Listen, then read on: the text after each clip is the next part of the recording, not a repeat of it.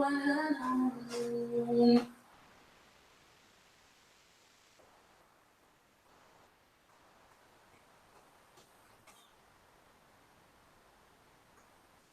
Hello, everybody. Hello, and welcome to Beyonka's Playhouse. I am your host tonight, Beyonka, of course, and I'm live inside of Beyonka's Playhouse Studios with Brother Kashif Muhammad, and his beautiful wives. So I'm going to pass the mic and let them introduce themselves one at a time. My name is Jamila. Ashraf Muhammad from Baltimore. Layla. Sabira. And Miriam.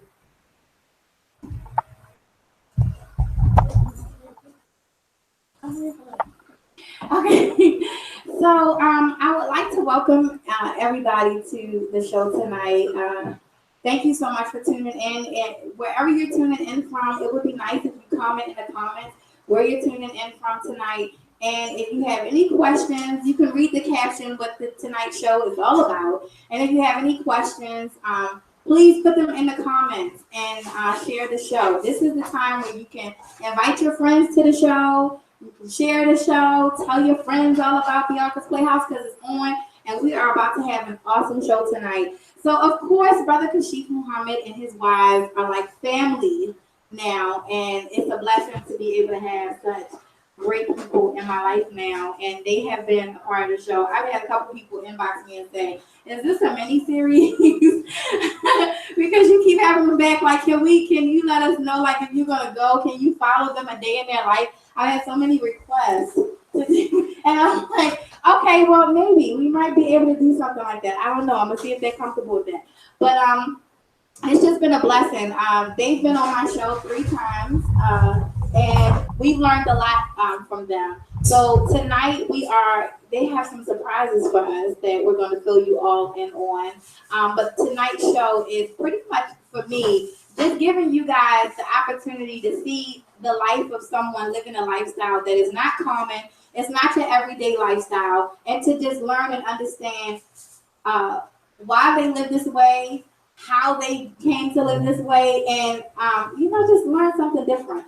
So I want everybody to definitely be respectful. Keep your comments respectful. As we know, the world is just extremely opinionated, and your opinion does matter as long as it is respectful.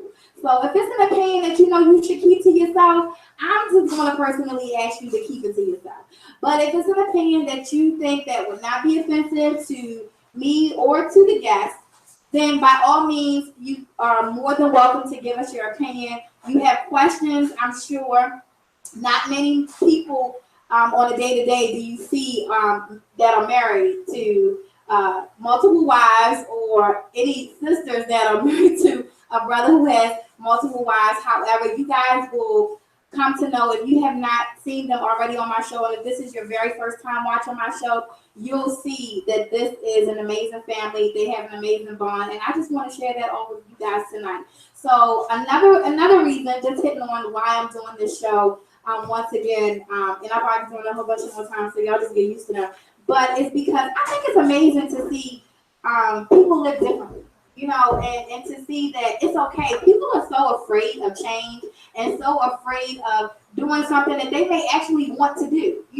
This is something that being in polygamy is something that I'm sure has gone across a lot of Muslim women, mine, and even non-Muslim women who may be Mormon, or I'm not sure what their religion is. Is it Mormon? Oh yeah, okay, right. Okay, good. Mormon, they may be interested in living this type of lifestyle as well, but be fearful because it's not your common thing. It's not something that you see every day. But today you're seeing it on Beyonka's Playhouse, and you're about to see the goodness of it. So you guys, please, if you got your popcorn, get your popcorn. If you sit down, if you're in your car, just take the time to actually sit, watch, and listen, and be respectful. So I'm going to open the show up with Brother Kashif. You are going to give us a little bit about you. Tell everybody again once again where you're from. And all that good stuff. Hello, everybody.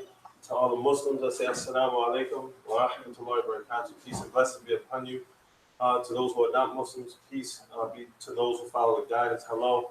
And again, on behalf of my family, we say thank you and for welcoming us to your show again for the fourth time. Thank you. Thank you. I am Kashif Muhammad, born native, Baltimore native. I'm 33 years old. I've been living in Baltimore my whole life until 2014, where I moved. I chose to move for many reasons. One was income, another was bigger house, amongst other things. But I'm well and established by the permission of God now. I'm happy and blessed. I have my huge family here that I'm very grateful for, and I wouldn't trade them in the world for nothing. I am a very laid-back individual. I enjoy reading, writing. I love the Quran. I've been born into Islam. My household was raised Islamic. Of course, when I became a teenager, I ran and did what I wanted to do until I had to be humbled by the Creator to get my life right. And I did that, and I did some extensive research, and I chose that, or I felt that my lifestyle should be Islam, submission to God, and that's why I am where I am today. Yes, just for a second, just for a second. So, that's alhamdulillah, first of all. That's a blessing because one of the things I know for sure is living a life without religion is hard. Literally.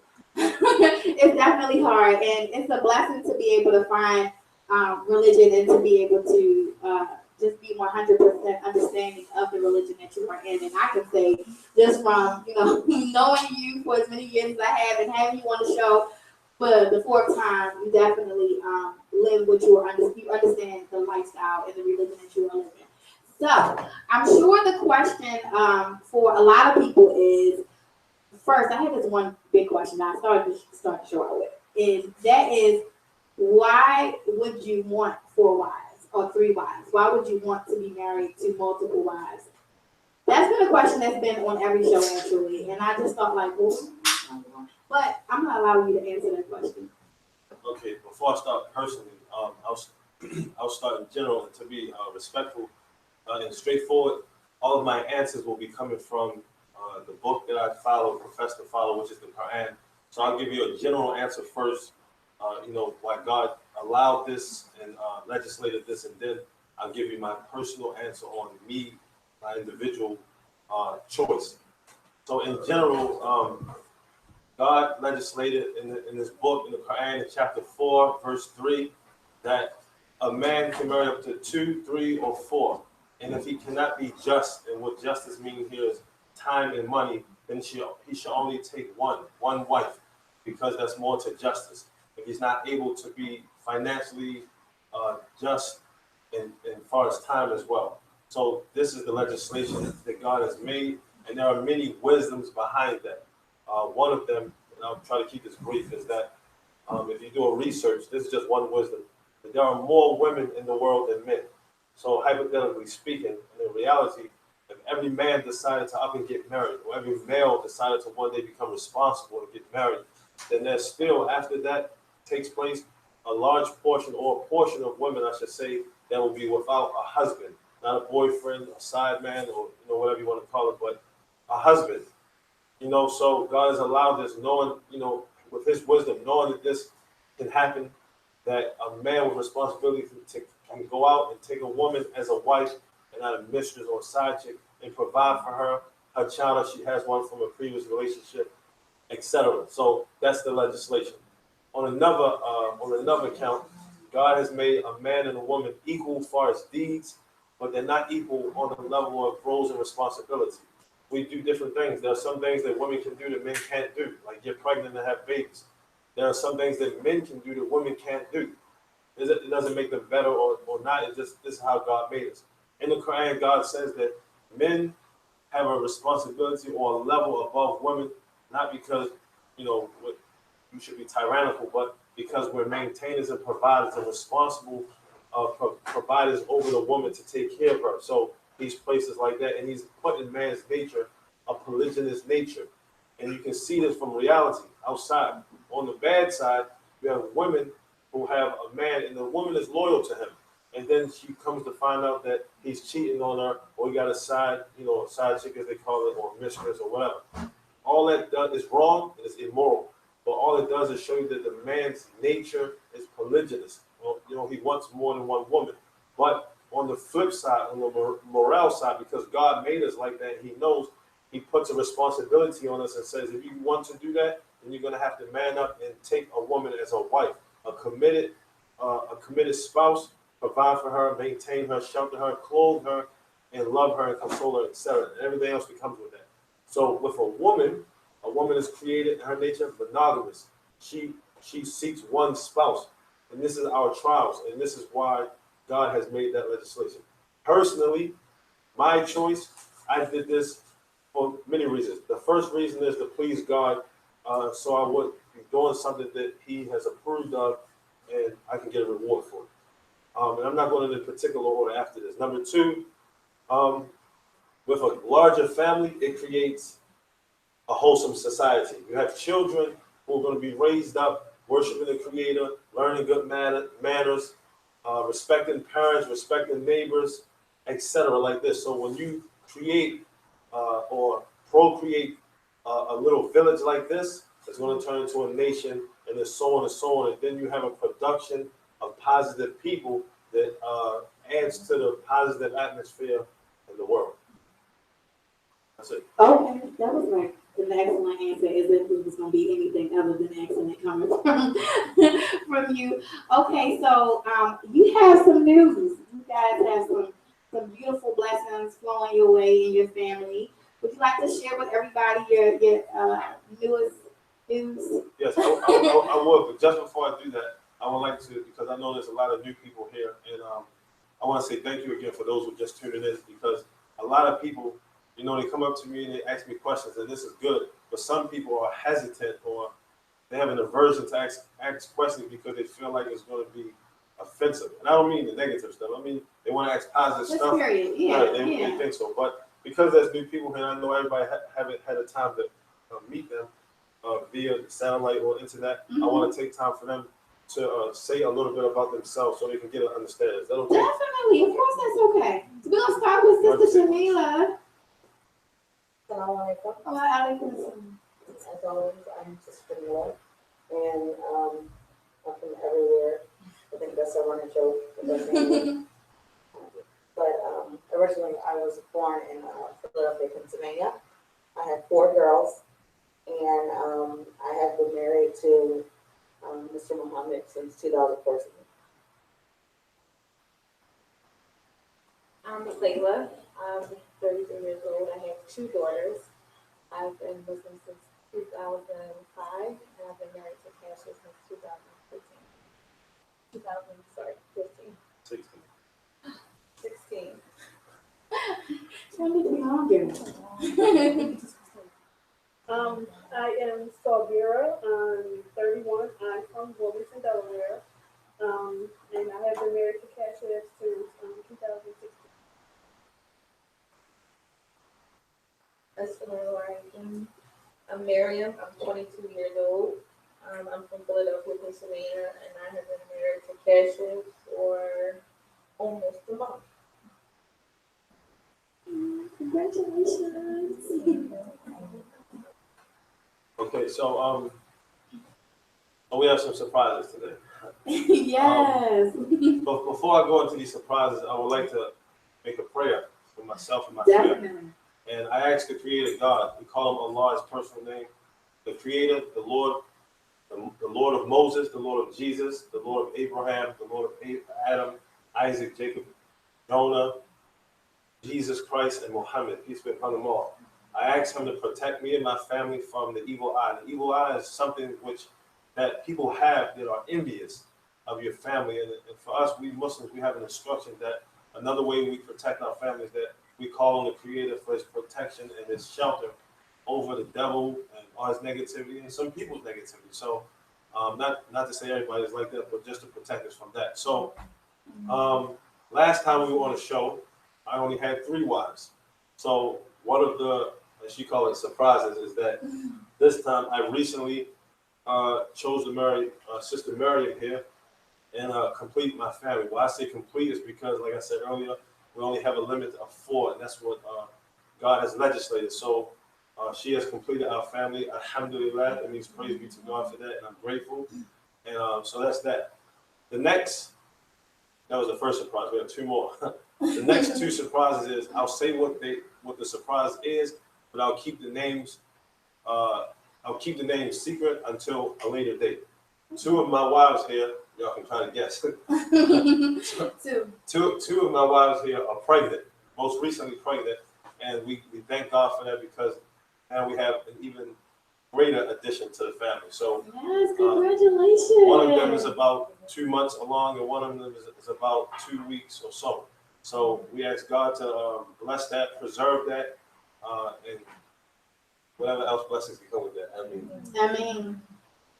So you guys, first of all, I'm so excited for you guys because you guys have such a tight-knit family that I can only imagine. I'm definitely coming down now. Like, I'm definitely coming, inshallah. Because I can only imagine how this household is going to be with 2 new babies. Are you excited? Yes. So, and I know from just meeting Sister Jamila from the very first day, like your excitement about all the children in the house and, you know, you guys doing family things together and all of that. I can only imagine now, like you're already probably planning, like, oh, we could do this with the babies and we could do that with the babies. Alhamdulillah. So I'm so excited for all of you. And I just want to say congratulations first and foremost. And so I have my own personal questions that I'm going to ask before we even get to answering any questions from anybody out there. But if you guys have questions, you can definitely comment your questions in the comment section, and we will read off some of your comments in a second. So first of all, is it, and because, you know, we're keeping it, you know, just protected. I'm not going to say secret, just protected right now on who it is that is pregnant. But are you sick? Is anybody sick? Is anybody having like the baby blues in the beginning? So from my observation, there's minor sicknesses like, you know, tiredness. I guess that's not a sickness, right? You're just tired. Tiredness, maybe. No, that could be a sickness too, because you get irritable when you're tired. You know that's part of baby blues. Small nausea. You know, okay. nauseated. Okay. And that's about it from my observation. And okay. I keep a close observation because I care about it. Oh. So that's what I see. I just want to ask you, can everybody hear us and see all of us? Yeah. So Oh, okay. So they say speak up, yeah. And they can see all of us. But everybody, yeah, they can see everybody, right? You can see everybody? I'm sorry, y'all. I'm gearing to the camera. So are you rotating to make sure that everybody sees everybody? Okay. All right, awesome. Okay, so again, thank you guys for tuning in. If you're just tuning into the show, this is Beyonka's Playhouse, and we are having a open topic, pretty much. I don't want to say that it's just about polygamy because I think it's bigger than that. It's like, you know, your entire lifestyle and how you all live together and how you all maintain together. So another question, Dad, I have my little clipboard. Who's over here? Nobody. Okay, could you give me a clipboard real quick? I'm just going to ask you a couple questions that I wrote down. May I say? Of course, go ahead. I forgot to add this very important note. There are 3 terms for this type of atmosphere, but we have polygamy, and polyandry. I forgot to explain. Yes, please explain that before we even get into questions so people understand what it is. So there's a term called, or practice called polyandry. Polyandry is the practice of a woman having multiple spouses, and that's not allowed in our religion. Then you have polygamy, where a man can have multiple spouses and a woman can have multiple spouses. And that also is not allowed in our religion. But what we follow is the term polygyny, or practice polygyny, which allows a man to have multiple spouses with a limitation of 4.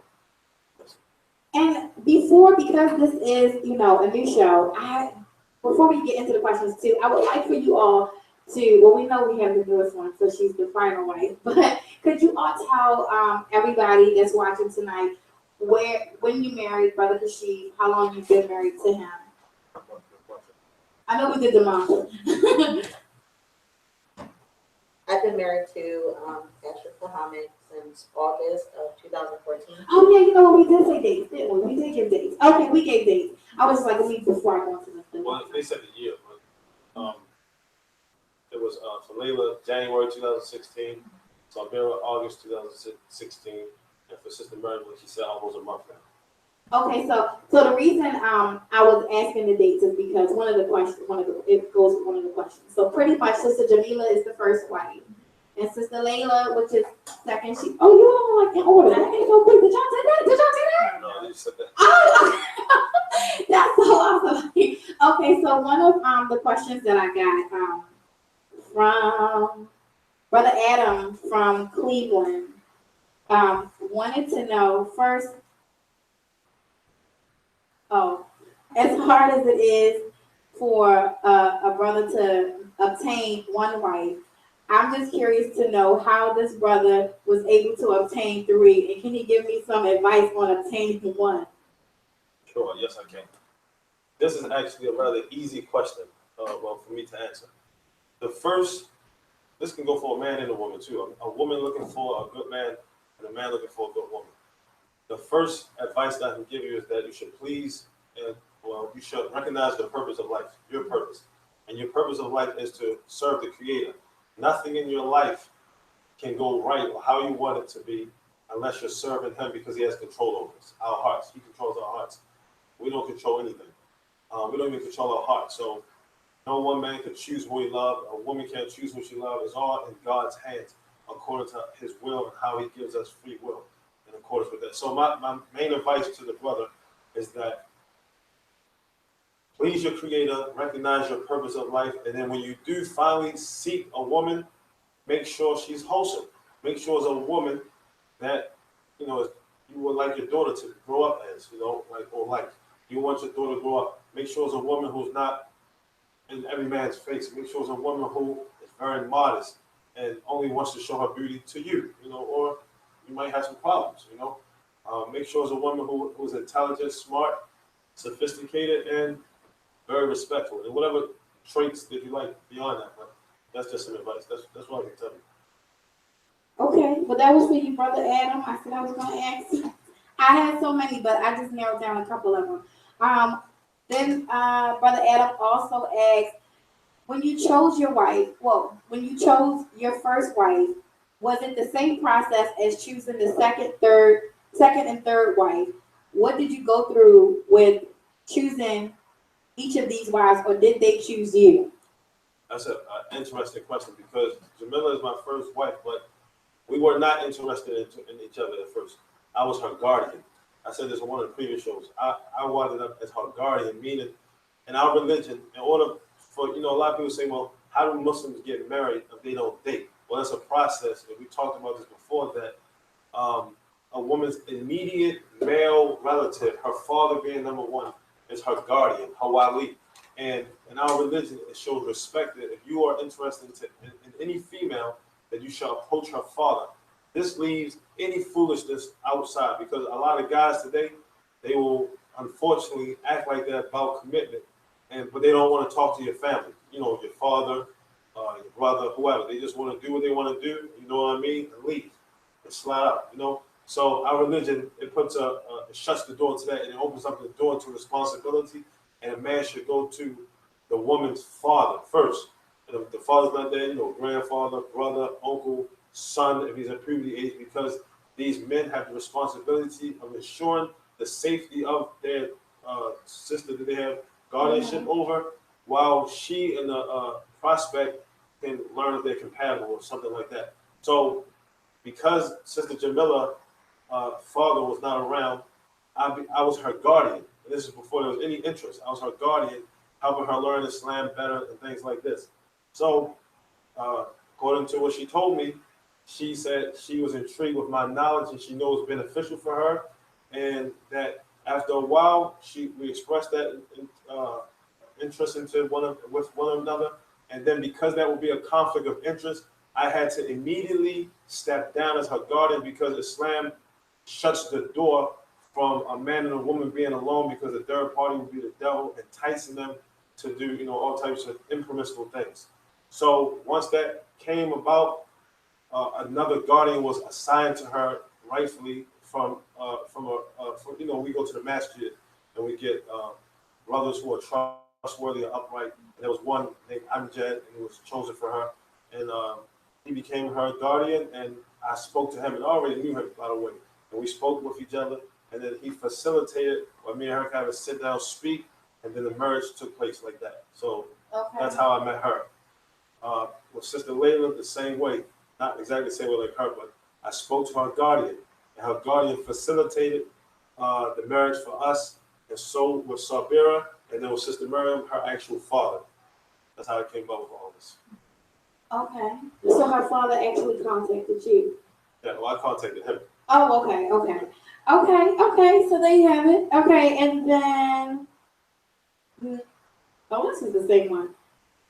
Brother Adam, I don't know why I wrote down so many of your questions, but he said, "Could you please explain to me how you maintain all of your wives? Are you a millionaire? Do you have gold? And is it extremely costly to maintain 3 wives? Well, now it's 4, Brother Adam. How you feel about that? But you go ahead."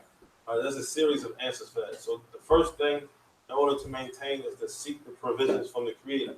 So before I had any of them, every man is responsible for himself first, and you have to be established with your own, finances and things like that before you can go get a wife. So God did that. Allah did that for me, and then I made what we call a prayer called istikhara, which is a guidance prayer, asking God, asking Allah, is this beneficial with this plan or intention that I'm seeking? And if it is, He will facilitate it for you. And with that, one notable note that I have to put in here is that through the Prophet Muhammad, peace be upon him, he said, Sallallahu Alaihi Wasallam, he said that with every marriage, right, with every marriage, Allah will enrich you from His bounty and increase your finances. And we came to find out that that's very true. So every time I've got married, Allah has blessed me with a boost of finances, than the previous, and it's been an easy way for me to maintain it. And also credit to them, these women are humble. They're humble women. They're not, God is my witness. They're not gold diggers. They're not out here trying to just be superficial.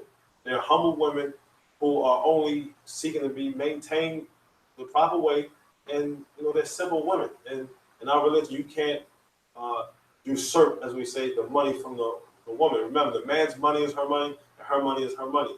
Is it allowed for women to work in Islam? Yes, as long as it doesn't contradict her modesty and her religion. She can work, and no man has a right to take her money. He can advise her on some things to do that are wise, but he can't take her money. So this is how I did it. And no, I'm not a millionaire. I don't even wish to be a millionaire, because money has changed some people, and sometimes we'll ask for something and Allah will give it to us, or He'll keep it from us knowing that it's not good for us to protect us. So I feel like because I'm not a millionaire, I don't need to be. And I still have what I want. And it doesn't take a million. It doesn't take him to be a millionaire to be able to maintain having now 4 wives. So, okay, then Brother Kareem from DC says, "Are you in love with all of your wives, and do you simply love them for the sake of Allah?" All right, that question is easy as well. So Allah says in the Quran, everything comes from Him. And to note, in our book it says in chapter 4, verse 59, whenever there's a dispute or questions arise, then refer the question or the solution back to God and His messenger. And God says that when 2 people get married, it's His job. God places rahmah and mawadda, which is mercy and affection, between the 2. And that will only come, and it will come natural if the 2 know their role. And I mean that in the most positive, respectful way. A man's role is to do, to go out and work, to be a maintainer, be kind to his wife, provide food, shelter, clothing. When a woman finds a man like this, because it's easy for somebody to say, well, it's hard to find, but maybe you're not praying. I don't know. Or maybe you're not seeking hard, or maybe you are, and God's just testing you for the cup. Maybe so, but they're out there. And this is how you do it. So if a man does that, a woman's heart will be already so inclined towards him, because it's in a woman's nature to be the recipient of this type of action. So vice versa. And for a woman, for a man, a man is looking for respect. That's it. I don't mean like a demanding, tyrannical respect. I mean, he just wants respect. At the end of the day, he wants to feel respected and appreciated for what he does. And if a woman does this for him, then his heart is always inclined towards her as well. So to answer your question, because I won't speak on myself because it's not permissible for us to speak on or boast what we do, so they will have to answer that. But I'll answer on them. They are respectful women. They're very respectful. They do these things like that. So for me, Allah has inclined my heart towards them. So do I love them all? Yes. Okay, so the next question is for the wives, and it's funny because we have a fourth wife here, but the question was, if the brother decided to take on a fourth wife, how would you feel about it? So, I mean, I guess y'all just go ahead and tell them how happy you are because I already knew the answer, but that was the question. Alhamdulillah, on our previous shows, we were always saying the applications are open. Right. So they're closed. The applications are closed. Did y'all hear that? So don't be inboxing them after the show. So alhamdulillah, she is a beautiful sister. And like with this, we all compliment each other. And she just like fits right in. She's like a lost piece of the puzzle. So alhamdulillah, open the back of their home, may Allah make your marriage long and prosperous. In the midst of this, someone is saying, are they being held hostage? So I think I should speak on that. Okay. What, can we answer the question? Yeah, go ahead. You answer this. So when I first met Miriam, I was so excited that she was who she was and who she is, and I was just like encouraging him, like marry her, right? Like, oh my God, you got it! Like, oh my goodness, it's gonna be great. Like, I just really was. So I was very pleased when I met her, and I was like, this is gonna be awesome. So I'm very happy that she's part of our family. What was the question? I know. How would you? It was originally, how would you feel if the brother took a fourth wife? But now that he has, I guess we can just answer how you feel now that he has taken a fourth wife. Alhamdulillah. Because like I said, I myself was the third wife, so it's like to come into a family that's already established with a good man, and also have my sisters in Islam that are reminders and they help, and like I love for my sister, I love for myself. So to know once again that she's getting good guidance, she has genuine love, she's receiving what she should as a Muslim man. Alhamdulillah. You're very happy. Pretty much everybody is okay with it. And so I guess we can just ask the sister now that, because it's not, well, one thing for sure, there's none after you. So you're the fourth, you complete the entire family. So how does it feel being the fourth? And I guess you've only been a month in, so I guess you could just pretty much introduce yourself fully, tell us a little bit about you and how you feel being the fourth wife. I will introduce myself again. My name is Miriam. I'm 22 years old. I have two small children. I'm from Philadelphia, Pennsylvania. How does it feel to be the fourth wife? It feels new. It feels very blessed. It feels warm. It feels opening. It feels like Allah placed me here for a reason. It feels like I've known all four of them all my life. It just feels like something from a dream to me. I'm very glad and happy to be married to Cassia. I'm over the moon about having co-wives who have their head on straight and who have the same goal as me, as a mother, as a wife, as a Muslima, period. So I feel really good. I'm happy to be here, and I love all of it. Oh, so that's so sweet. So what are the other questions? It's funny, right? Because you see, I had a lot of questions from brothers, right?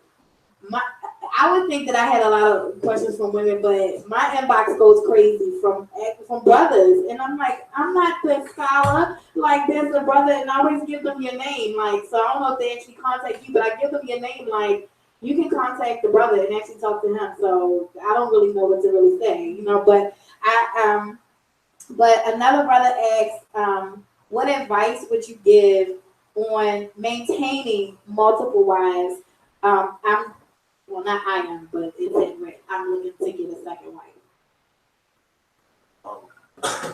Again, similar to my last advice is first, make sure that you and your creator have a great relationship. Make sure that you are honest to your covenant and fulfill your obligations, like Allah says in Surah Ma'idah, which is the 5th chapter of the Quran, verse 1.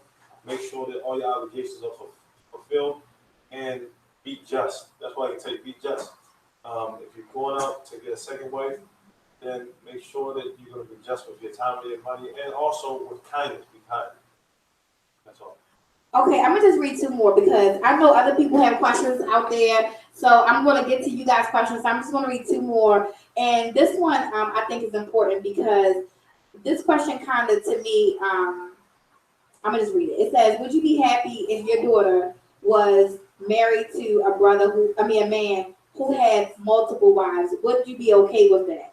And before he answers that, to me that question, it came from Tamara. If I said that wrong, I'm sorry. It came from Tamara, and I think she asked that kind of with a little hostility because she probably was looking at it in the sense of, well, if your daughter was with a guy who had other women, this is a different type of situation. So I'm gonna allow you to answer it, and I would like for one of the sisters to kind of answer that too, to just give everybody a more comfortable understanding of what this is, because I was like, okay, I'm definitely gonna answer that. So go ahead. I'm definitely gonna be okay with it because I'm my daughter's guardian, so I have to give her over in marriage. Now, this is not to be confused with arranged marriages. We don't do arranged marriage as far as forcing a woman to get married. That's impermissible. It is not allowed.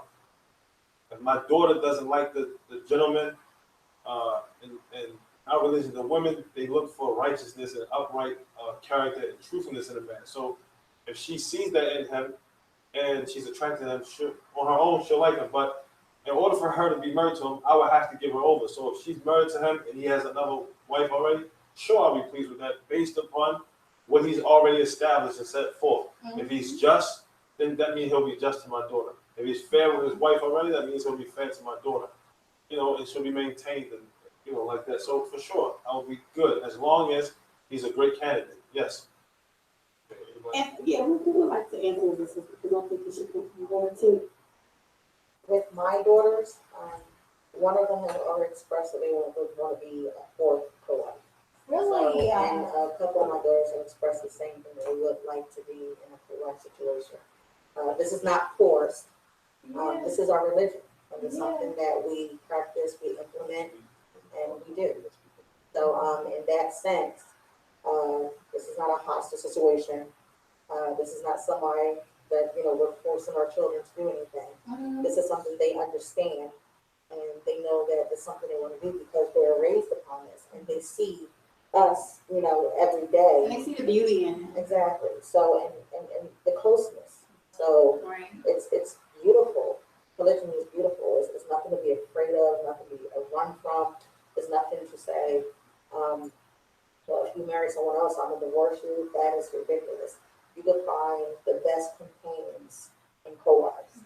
So, alhamdulillah, for Allah blessing our family, and for Allah just allowing us to be here and wake up this morning.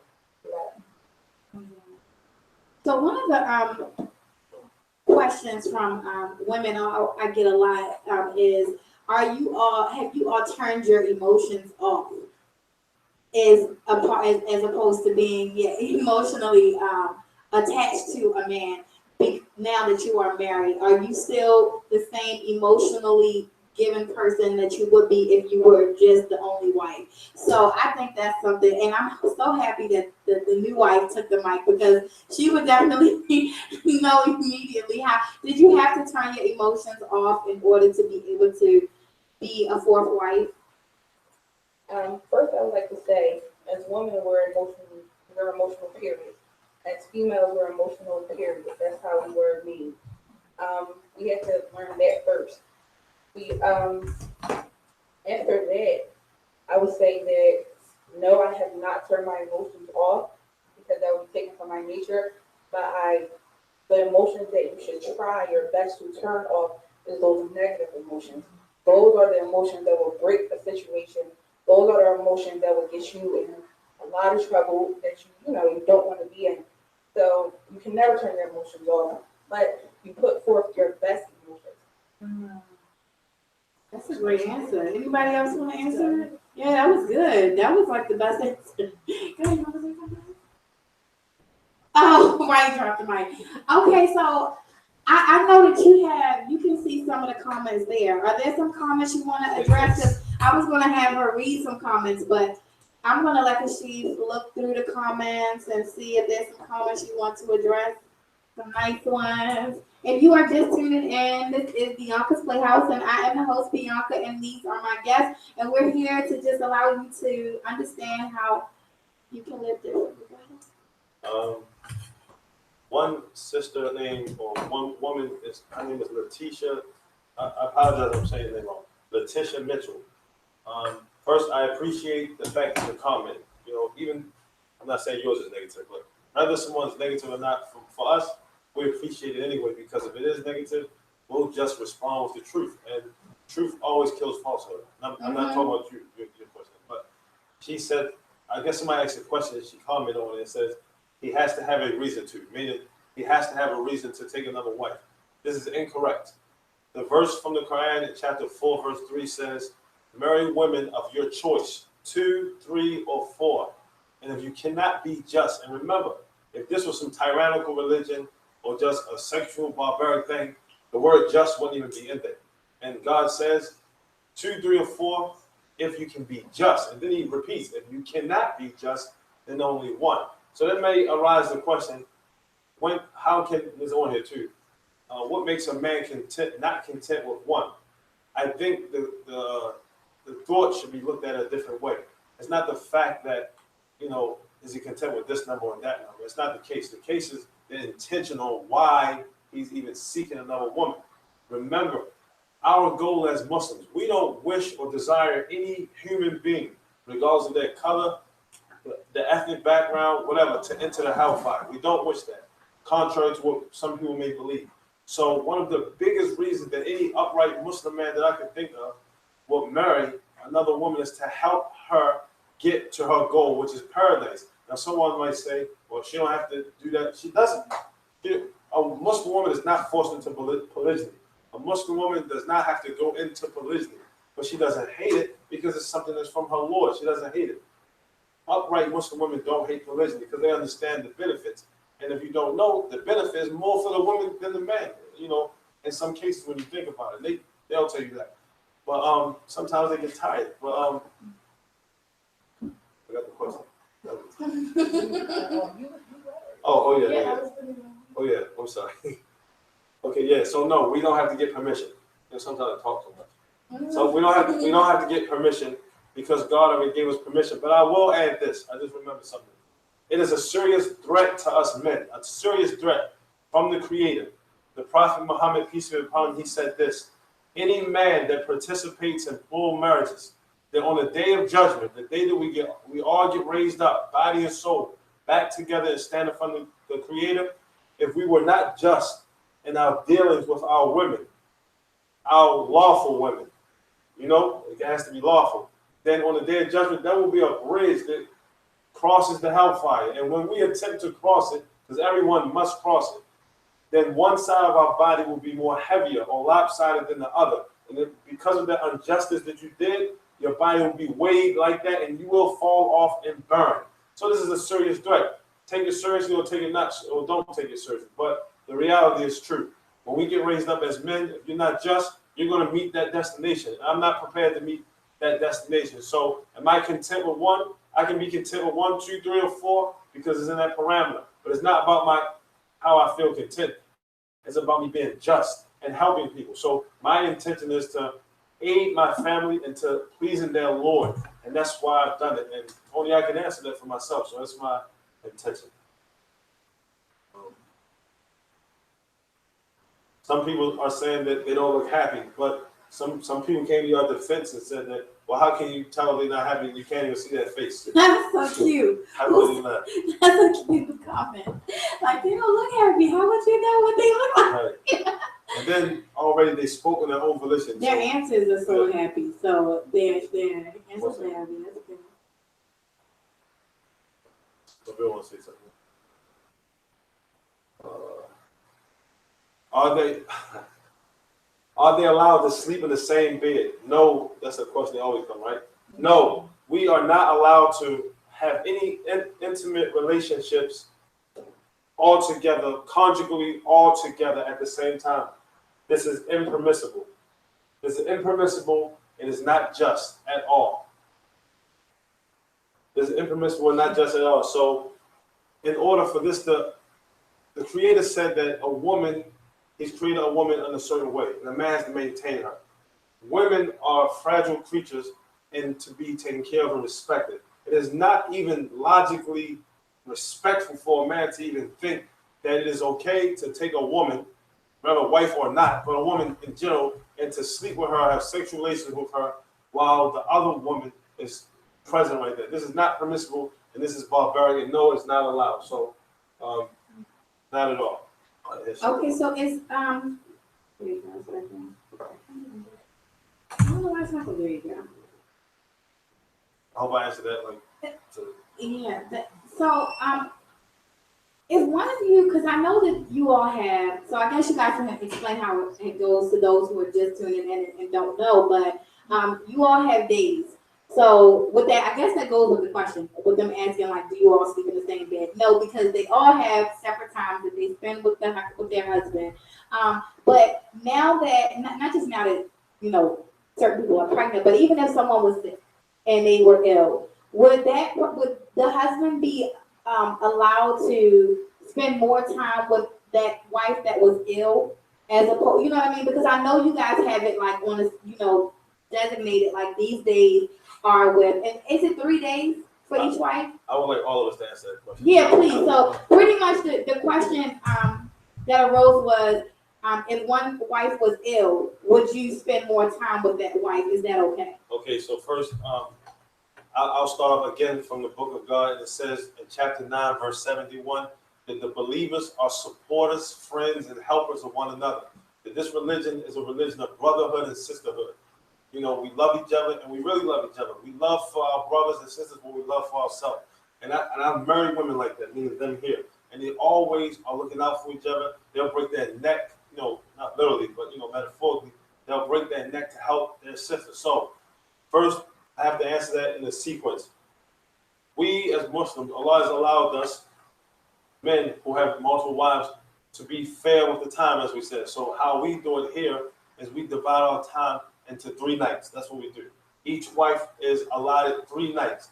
Now, hypothetically, like you said, let's say it's Layla's night, but Jamila is sick, like really sick, and she needs to be tended to. No one here is that selfish where they say, no, it's my time. Let her be sick. No one is like that. And they'll answer that, but no one is like that. And if they was, to be honest, I would divorce them in a second.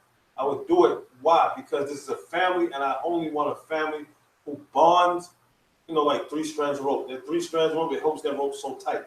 So this is my family, and this is who I'm happy with. And Layla, I've seen this stuff happen before where, matter of fact, that happened before. Some wives have been sick in our house, have been sick.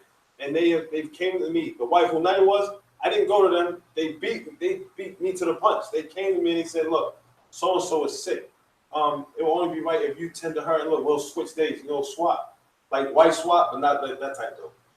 Yeah, okay, swap night. Yeah, swap, like that. Oh, okay. I was just being funny, but Yeah. But so Layla might say, Jamila's sick. So how about you go spend the night with Jamila, and then we'll just switch that time out. How much time they'll switch it out. That's beautiful. Like that. So from my end, that's what I've seen, and I can attest to the fact that none of them are that negative way. So they can answer that. Okay.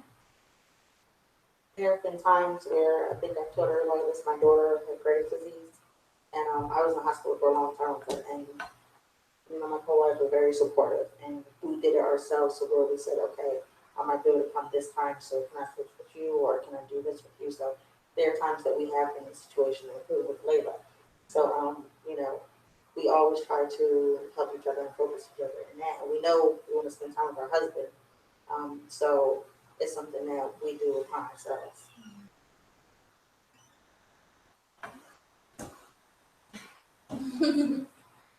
There's also situations where the wives will attend to that other wife. Like, okay, so if Jamila's sick and it's Layla's night, I'm free, I'm available, so I would attend to Jamila or to Layla or to Sister Miriam because like she's still my sister in Islam. I love for my sister what I love for myself. If I'm sick, comfort me. If I'm sick, if I'm down, or if I just feel some type of way, just be that shoulder. We don't even have to talk. I can sit here and we can just stare at the wall if you want to. You know what I mean? So just to be that supportive person for my sister, like that's also an option. So she still gets her time. We're still bonding, and at the end of it all, and everybody is.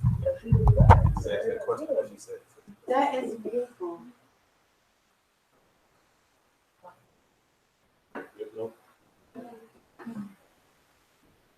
So the bond between all of you is, I mean, of course, is you all as sisters, you're co-wives, but you're also, Muslims and sisters in Islam.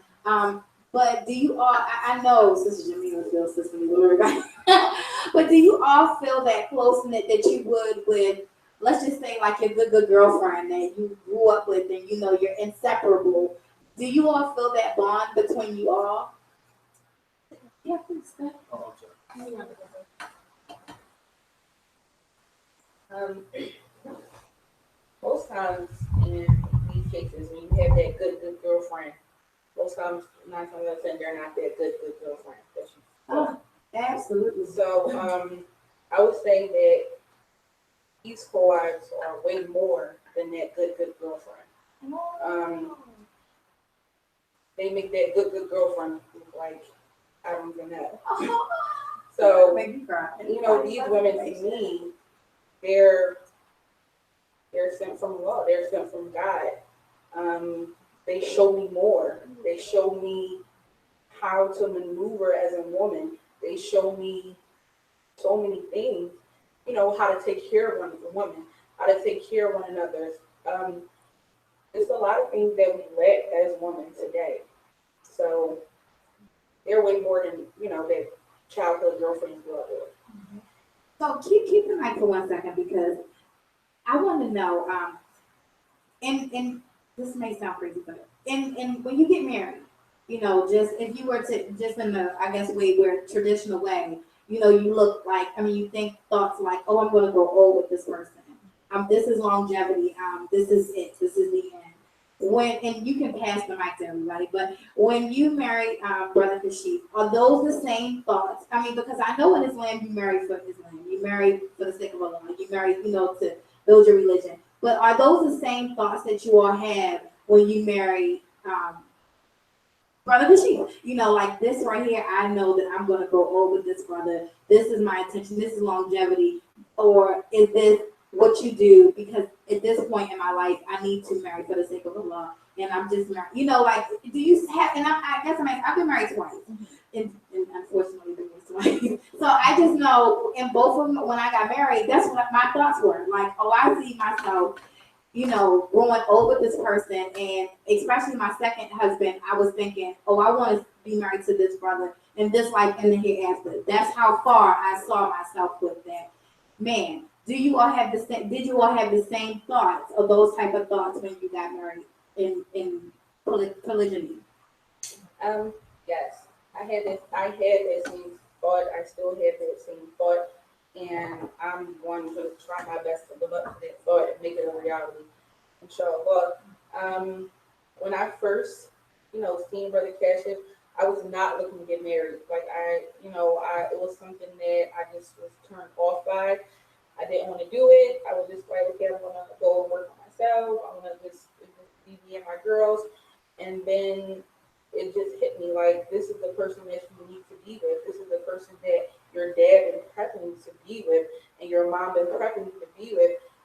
Don't block that blessing. Go ahead and be with this person who you can spend your life with, and they can be a compliment for you. You can be a compliment for them.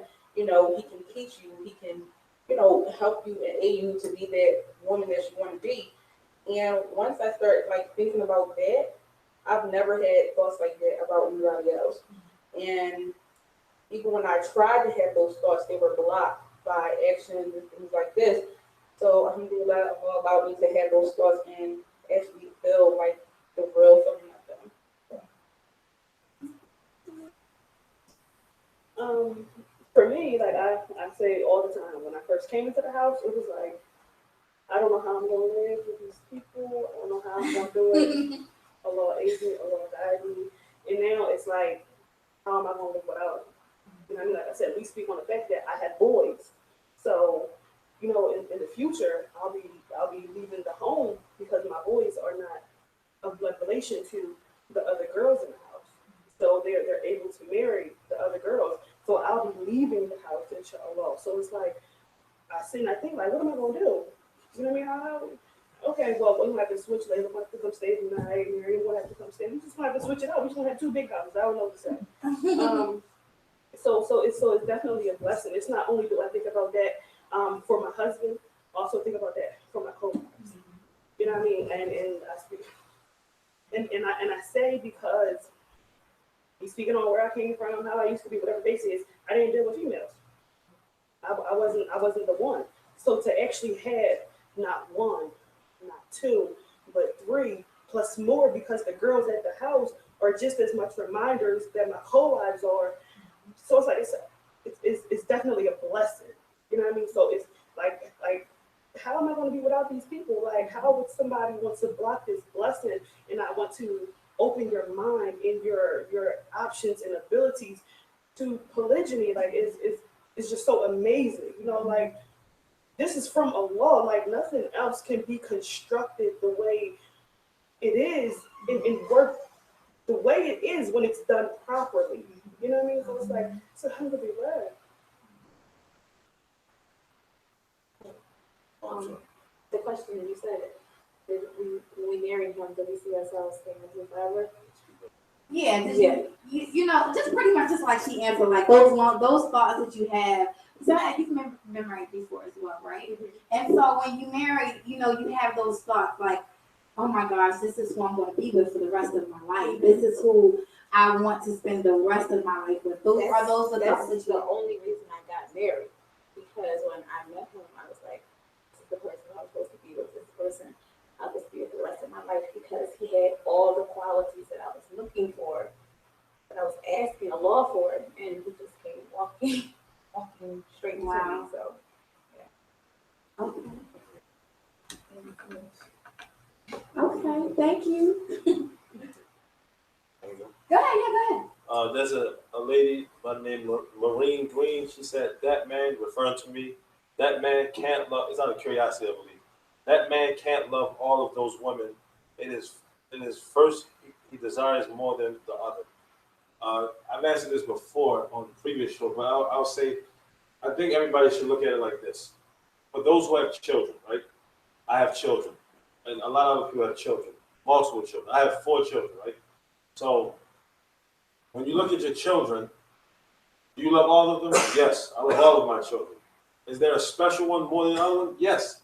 But I will never tell that person who it is.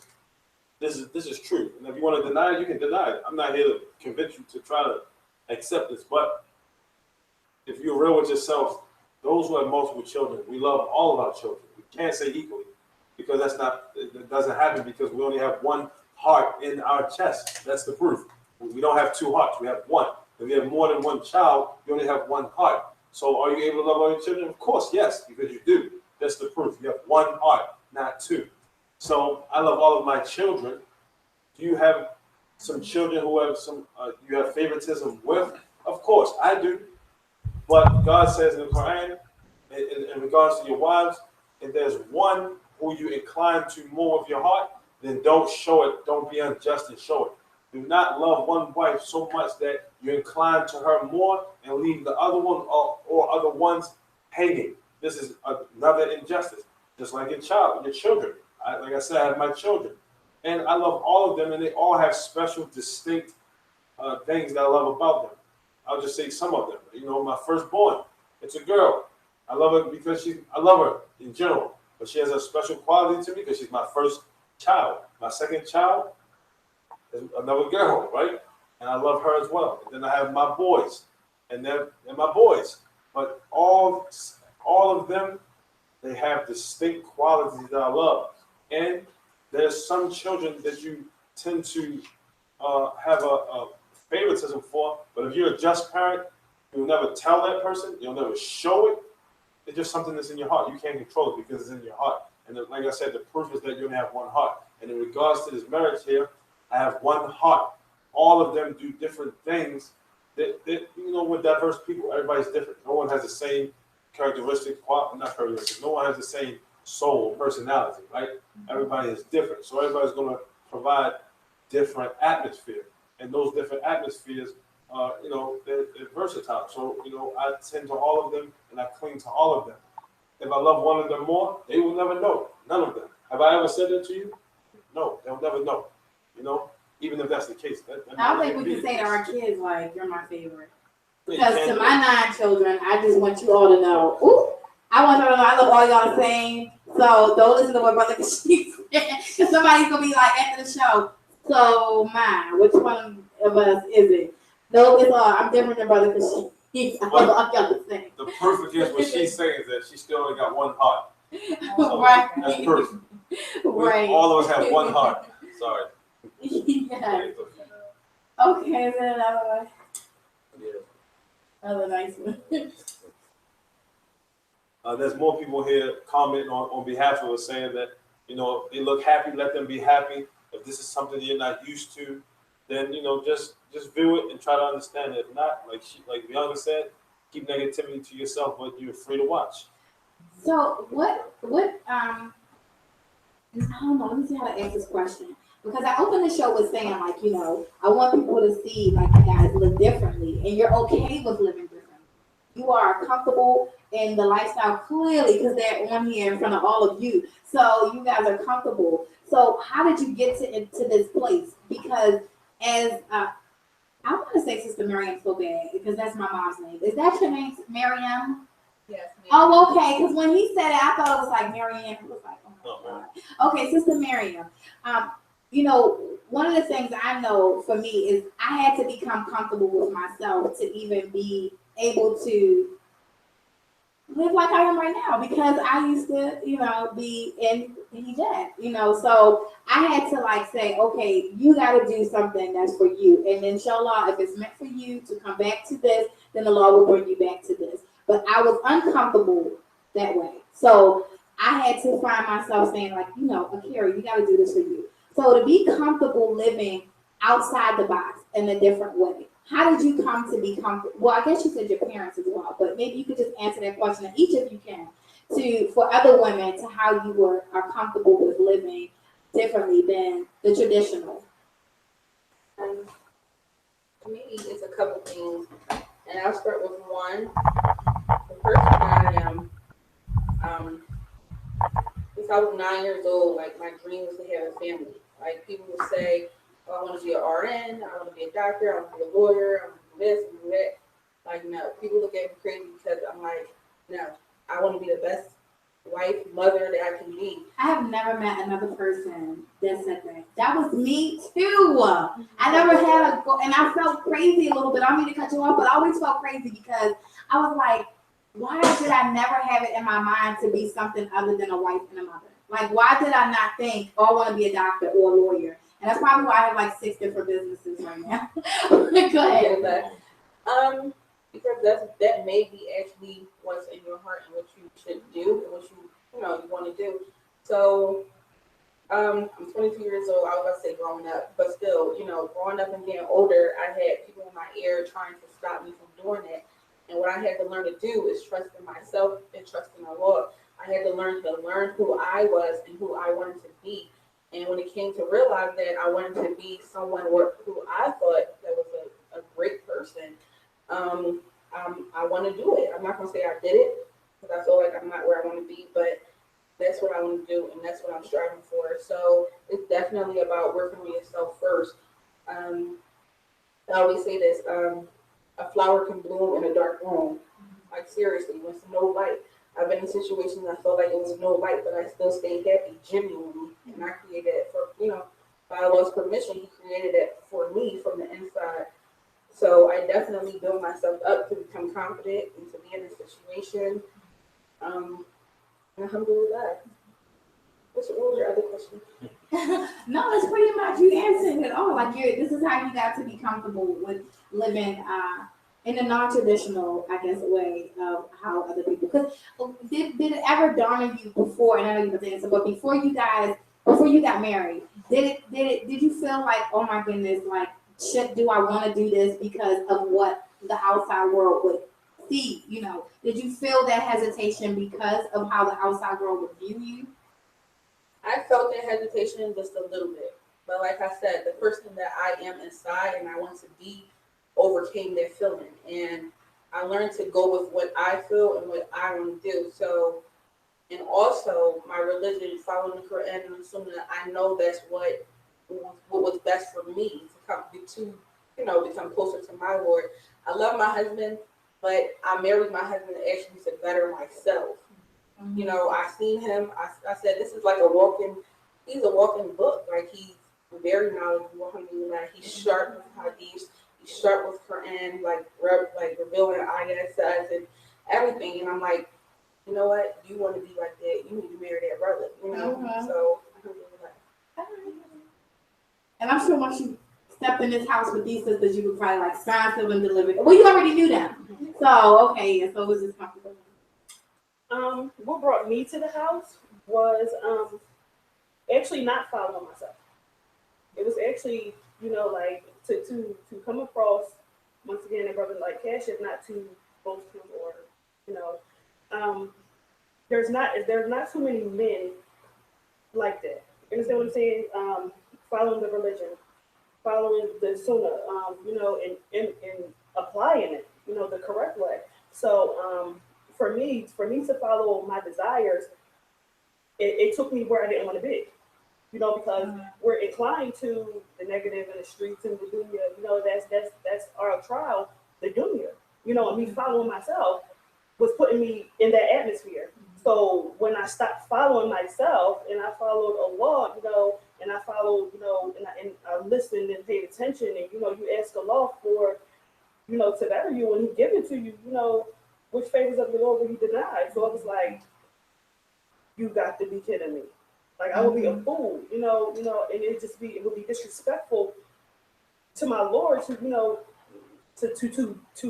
follow my desire in this situation. So at this point, like I had to stop following myself. I had to stop following my brain and my mind and my feelings and once again emotions. So once I stopped doing that, it was like to come into the house with the other ladies into polygyny. It was never for me. To me, in my mind, it was like I ain't with it. I ain't doing it. I ain't doing it. I ain't doing it. But when it's presented the right way and it's done the right way, there's no need to think about it. It's nothing to think about. So for me, like I had to stop following myself. I had to stop following my own desires and my own thoughts and my own ideas and conclusions and how things are supposed to be, could be, might be, would have been. And you follow the law. Alhamdulillah, you're here. May I say something? Of course, go ahead. I think that for some people, I'm saying this out of respect, there's some people who may have a great misunderstanding. Well, not great. They do have a great misunderstanding. I would like to explain, so kind and fairly to people so that you can remove the bias barrier that you have. If you are of Christian persuasion, okay, this is not a hate thing here or back and forth thing. If you have a Christian persuasion or the Jewish persuasion or whatever religion, but especially Jew and Christian, because the Muslim religion, Islam, Christianity, and Judaism have some things in common.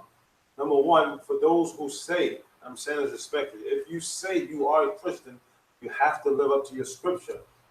Abraham, you are, and we always accept him as a mighty patriarch and prophet and messenger of God. And no Christian or Muslim or Jew can deny the fact that Abraham had 2 wives.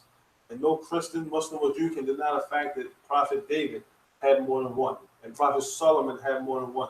What does this mean? Everybody, sometimes people say, well, if the men are allowed to do this, then the women should be allowed. Maybe in your mind you think that. Maybe in some guys' mind they think they can have more than 4. Some guys might like, 4 ain't enough, I need this. And some women might be like, well, I need a second husband. Here's the bottom line and the fact for both of those, the man and the woman. We did not create ourselves. We are in existence. We didn't have no input on our existence. We're here. So that means that the one who put us into existence has to know best. That's a fact. We didn't put ourselves here. And we are living a life. So the one who put us here chose us to be in this life and gave us a manual. And every manual that he has sent down, meaning revelation, he has attached to that manual an instructor, meaning a prophet, a messenger. And with every messenger, they have interpreted the manual the way that the author intended it to be. So if God said man can have up to 4, man didn't choose this. Maybe a man would say, oh, we should have 10. He said 4 because he knows best. And he said women can have only one husband. Why? Because he knows best. How about a hypothetical situation? If a woman has 4 husbands, let's just say more than one husband, if she's pregnant and the 2 men are very passionate about children, the one man will say, yeah, I got a baby coming. I'm so happy. It's my first child. And the other man like, man, you better knock it off. That's my baby up there. You know what I'm saying? We're gonna be fighting. They're going to come to this. Y'all gonna be on Mari. Right, Mari Pope. So in brief, what I'm saying is that try to be understanding first. And if you say you are a Christian, and if you say you're a Jew, then already you have to have much respect for every religion. And you know your quote, it says, let him without sin cast the first stone in your scripture. But if someone wants to say that this polygyny or this multiple marriage thing is something of the Old Testament and it shouldn't be practiced anymore, then Jesus didn't believe what you believe, because in Matthew chapter 5, verse 17, he said, I have not come to change any law, but I've come to fulfill. And nothing will change from the law until heaven and earth pass. Whoever changes that will be considered the least in the kingdom of God. So that's just my advice. So Okay. And I am so happy to see someone commented, Miss Ashley Williams commented and said, out of respect, the interviewer could have come in professional clothing coming in long sleeve, coming in sleeveless and dress that's above her knees is very disrespectful. And I'm happy that you commented that, because I've had them on my show several times. And the very first time I ran to the store, like, let me buy something really quickly that's not going to be what I normally wear on Beyonka's Playhouse. And, thankfully I was able to do that. And then the other day when I set the interview up, I said, well, you know what? I actually have an upper garment and I actually have a kimar, and I should just go ahead and fully put my hijab on too, because I'm going to be interviewing the sisters again. And the reason I didn't do that is because what I've learned in the past, I'm 34 years old. I took my Shahada when I was 11 years old. And what I learned in the last 4 years of my life is that if I don't start to respect myself before I respect anybody else, then I will just solely be living for other people. And if I decide to put my hijab on, if I decide to cover, whether it's wearing long sleeves, pants, whether it's putting on a kimar, it will be for Allah before it would be for anybody else. Before it would be for you viewers, before it would be for these sisters, and I love these sisters more than they could possibly understand. But before I decide to fully hijab myself, put a full kimar, and a kimar is a scarf, and a covering on for anybody else, it would be for Allah, and then it would be for me. So I appreciate your comment, but it's not disrespectful at all, because do you all feel disrespected by me dressing the way I normally dress? Because if you do, you can all let me know so that I can make sure that you all are more comfortable. But I know I feel comfortable, and I know I don't feel disrespected myself. I would feel disrespected if I decided to change anything about me just for someone else. Now, if you all, because I love you all so much, if you all were to say to me, oh, Sister Kira, like, that really makes me uncomfortable, because of my love for you, I probably would change it a little bit, but I definitely wouldn't put on a full hijab, and I definitely wouldn't just because you would say, oh my gosh, that's not what you should do, because it has to be for me before it's for, and it has to be for Allah before it's for anybody else. I'll say this. For myself, I'm a man, so our prophet, Allah said in the Quran, in chapter Nur, which means light, chapter 24, verse 30. He addressed the men in chapter 30, he addressed the women in verse 30, chapter 24, verse 30, he addressed the men, and verse 31, he addressed the women. So to the men, he says, O you who believe, O men, or you'll believe. Tell the believing men that when they see something that is unlawful to lower their gaze. So rather she dresses, like Allah said in the Quran, so whoever wills, let him believe. So whoever wills, let him disbelieve. But in the end, you will return to me. Everyone has a choice. The choice that we make is either going to be beneficial for us or a disadvantage for us. But her choice is her choice. After that, I also have a choice. I have a choice to either look at her and disrespect myself or lower my gaze like I've been doing the whole time. And like she said, her decision won't be for us, it will be for her Lord. I've already advised her, friendly as a Muslim, that, last time we had this conversation in the show, friendly. And I advised her as Muslims, we advise each other. This is not a hate thing. We advise. It says we give good advice and we admonish from the Quran and the Sunnah, or the example of the Prophet. And I've already given her an example, and we made dua for her. We expressed to her that we love her because she's our sister, and we gave her that. But other than that, when she's ready, she'll be ready. But for me, don't look. That's it. Right. And I'm just curious, right? Because when we have these shows, we have people that are always commenting and saying how, and this is nothing against all of you because I love you, so please don't take this the wrong way. But they tell me how I should respect the Muslims.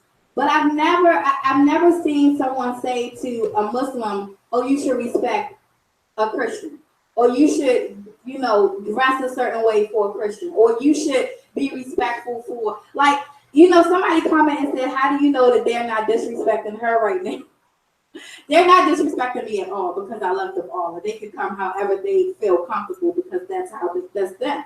So I wouldn't feel disrespected. But I'm just curious as to why that's always a comment. Like, how would you say to a Muslim to come into a Christian's home and respect them and uncover so that Christian could be comfortable? I'm just curious. That's just a question to you all, not to y'all. This is a question to you all that's making these comments. And then somebody, I want to address another comment. Someone said that you all, I guess a comment was saying that he has brainwashed all of you. And I'm gonna let them answer this question, but all of them that, you're Muslim and you're following the Quran. So I didn't hear anybody say, because she told me to do anything. So you guys can answer that question. I really hate when I hear people say, I'm like, what part did he brainwash me on? Believing in God, believing in the religion. Right. Like, what part did he brainwash me on? Like, this is Islam. This comes with Islam. When I first became Muslim, I knew from non-believers, and I said I was going to become Muslim. But they can have more than four. Like, so what part? We have more than one wife. They can have 4 wives. I'm like, okay.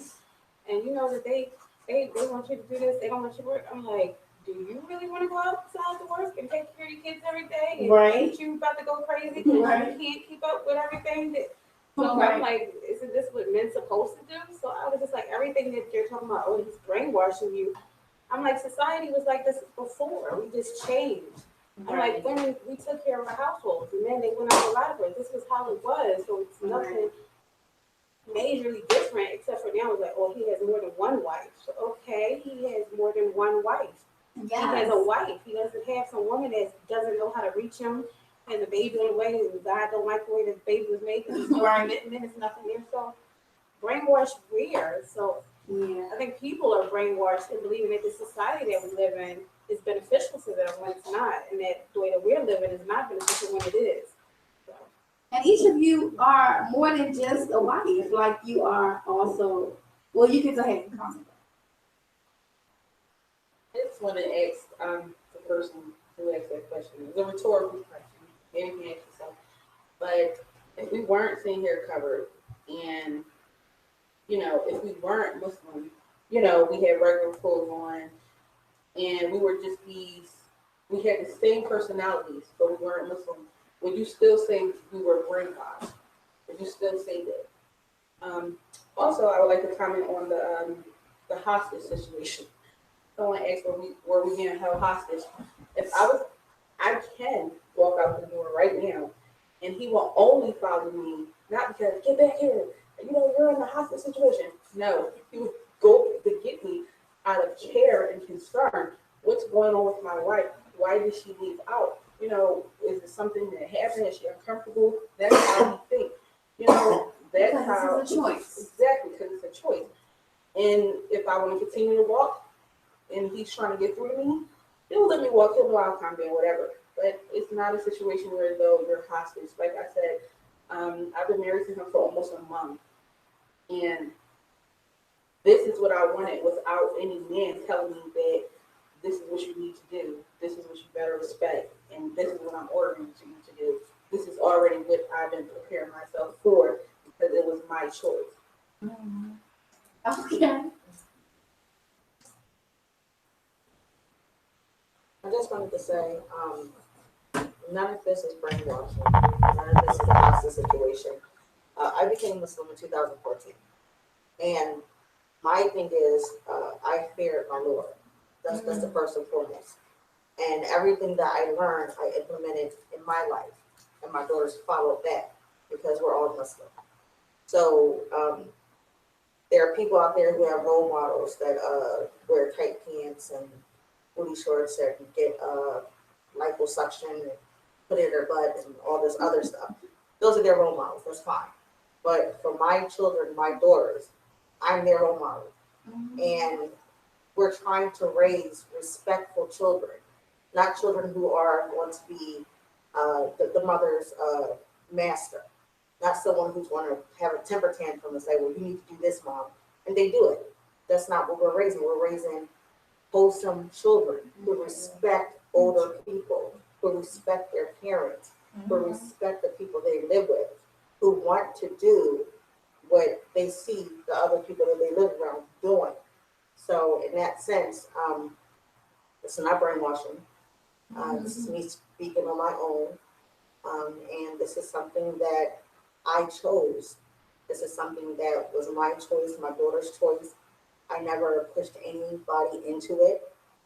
So all of this is a choice. And my choice is to follow my Lord first and foremost and to get to paradise and not to be protected from the hellfire. That's my choice. Okay. You got another question you want to answer? No, why in the city? Why are we sitting the way that we're sitting? Oh my goodness, how should you say it? Earlier there was a statement, and it said that why did y'all choose to do this? Because maybe y'all have low self-esteem. So maybe y'all, who wants to speak on that? They said y'all may have low self-esteem. Somebody said they may have low self-esteem. That's why they chose this.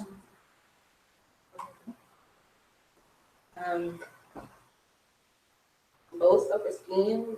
Knowing these women for the time that I know them, I would say none of them have low self-esteem. They all know their strong points.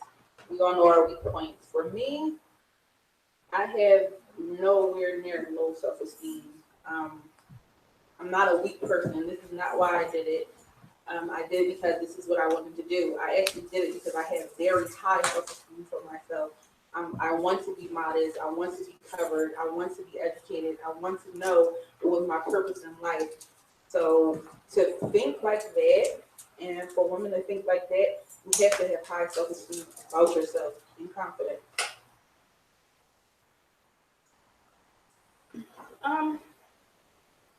I totally agree with Miriam. In order to be in a house with 3 other women, and y'all all married to the same man, you have to be comfortable in who you are as a woman, comfortable in who you are as a human being. Because if you're not, you gonna tear yourself down. Ain't nobody else gotta tear you down. You gonna tear yourself down. Oh well, I don't do this, but she do that, and I don't do this, and she don't do that, this, that, and the third, whatever the case may be. So if you're comfortable in who you are, can't nobody break you. At that point, can't nobody do nothing but you. So you have to be comfortable in yourself, because even within this marriage, within this house, I'm still an individual. That's still my sister. That's still my sister. That's my brother in Islam. Like, that's my husband. These are my co-wives.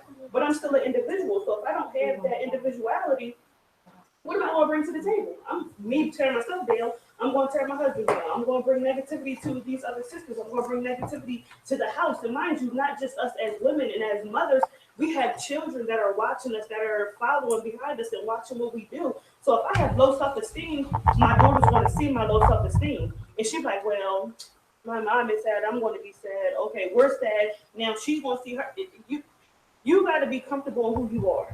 You have to be, you have to be, even to cover completely. You have to be comfortable because, some people that aren't covered, they have to, oh, I need the attention of this person, that person, of this and that, whatever case may be. And that makes them feel good. I feel good covered. And you have to be comfortable in who you are. You like, I don't know. I don't have low self-esteem. I don't think anybody up here has low self-esteem because you have to be strong. And then not only are you fighting yourself, you fighting the world, you fighting the people. Like people say crazy things to you, and then people say crazy things to you, and they look at you funny. And if you're not strong, when they look at you crazy, you're like, oh, it's my fault. What did I do? Oh my God! Like why did I do this? What happened? Was this? Was that? You got to be strong because you're not just fighting yourself. You got to fight everybody else.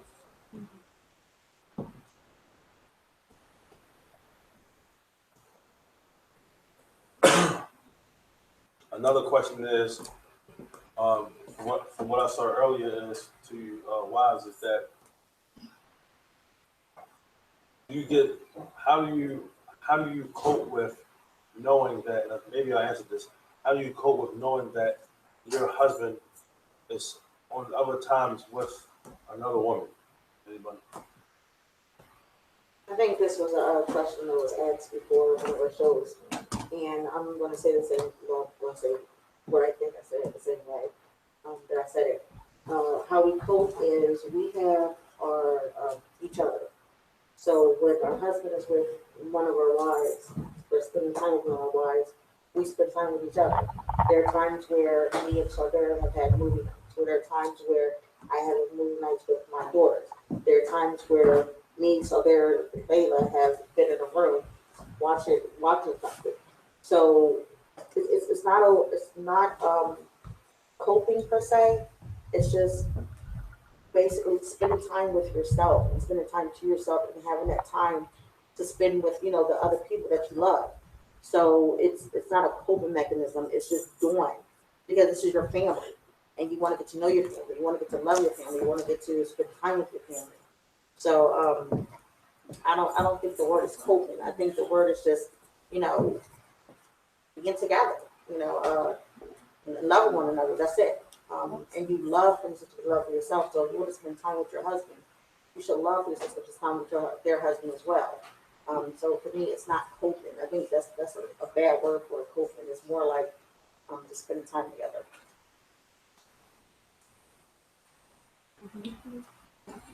The question was, how do we cope when he's not with us? Or Knowing that he's with another.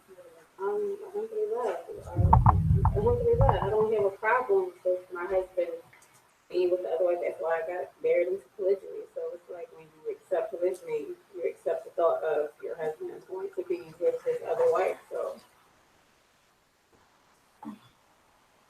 How I cope, I'm going to simply say, it's not coping. It's happiness. Like I'm happy that she's with the man that loves her. I'm happy that she's with the man that's showing her affection. I'm happy that she's with the man that's not punching on her, beating on her, degrading her, disrespecting her, not upbuilding her, not uplifting her. So when my husband is with his other wife, I know she's getting genuine love from somebody who genuinely loves her, and I genuinely love her. So I'm happy for her. So I'm gonna do that.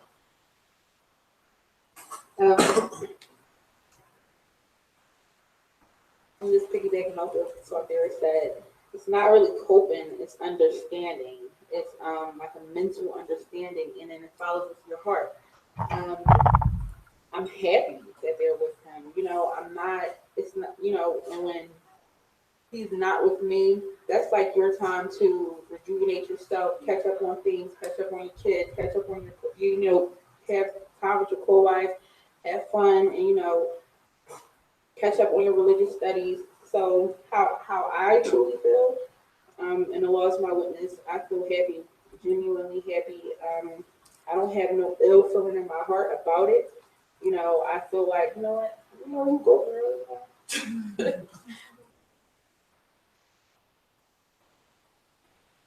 I just want to say something on that. And like I said before, marriage is 30% of our family. Like, we all help each other out. Like, if we know that our husband is one of our time with our husbands, we actually give each other advice on hair and what to wear and things like that. So we don't have a bad bone in our body for each other. We want to make sure that, hey, you look good for your husband. Okay, that's a nice outfit. Or um, even Mariam, alhamdulillah, she did my hair. So it's not something that we sit here and be like, well, I'm not gonna do nothing for her. It's her time, or she gotta deal with herself. We don't do that. We pick each other up like we're supposed to. We're sisters. We're companions. We're mothers. We know the things that we go through. So, for us, or for even a woman to sit there and say, I'm gonna do your hair to make you look cute for your husband. That's not low self-esteem. That's high self-esteem. That's beauty in itself. So That's like the ultimate selflessness. A comment. Of course, go ahead. As a very disrespectful person, I'm not going to feed into them. I'll just say this. I don't think your name is worth being mentioned. So, the lady who knows, she knows who she is, because other people are telling her to get off too. But I pray that God guides you to understand and for you to become positive. And like the other people said, if you don't have anything positive, like the Prophet Sallallahu Alaihi Wasallam said, if you don't have anything good to say, then you should be quiet or remain silent. I want to say that so you understand. If you don't have nothing to say that's beneficial for you understanding or beneficial for us to answer for you, then I'm not gonna say why are you here, but I'll say then you should rethink your intention. People look for purpose. Yeah. They look to find purpose, and people also like attention. So sometimes those are the ways of getting attention. I started to make a post earlier today that was about opinionated people. It had nothing to do with the show. Just my observation right now at this point in my life, I just noticed that people are like extremely opinionated, and I had it was so deep that I had to make dua like, Allah, please don't allow me to. Allow me to get to a place in my life where I get old or I get so upset with my life that I focus on everybody else's and what's wrong with everybody else's life. Because I feel like people that are like extremely opinionated is because they're so busy trying to take the focus off of themselves and what's going on in their own personal life that they have to reiterate that focus. They like refocusing that, like, oh, well, let me look at her. Like, let me look at him and let me just state my opinion about this person or this situation, and so I started to make that post earlier because I just feel like instead of us being so opinionated as people, if we are more understanding, and if we don't understand someone's way of life or someone's dress or just my dress, if someone didn't understand, like, well, why is she dressed that way? Instead of making a comment and saying, oh, she's being disrespectful, they could have made a comment and said, hey, well, I wonder why the host didn't dress.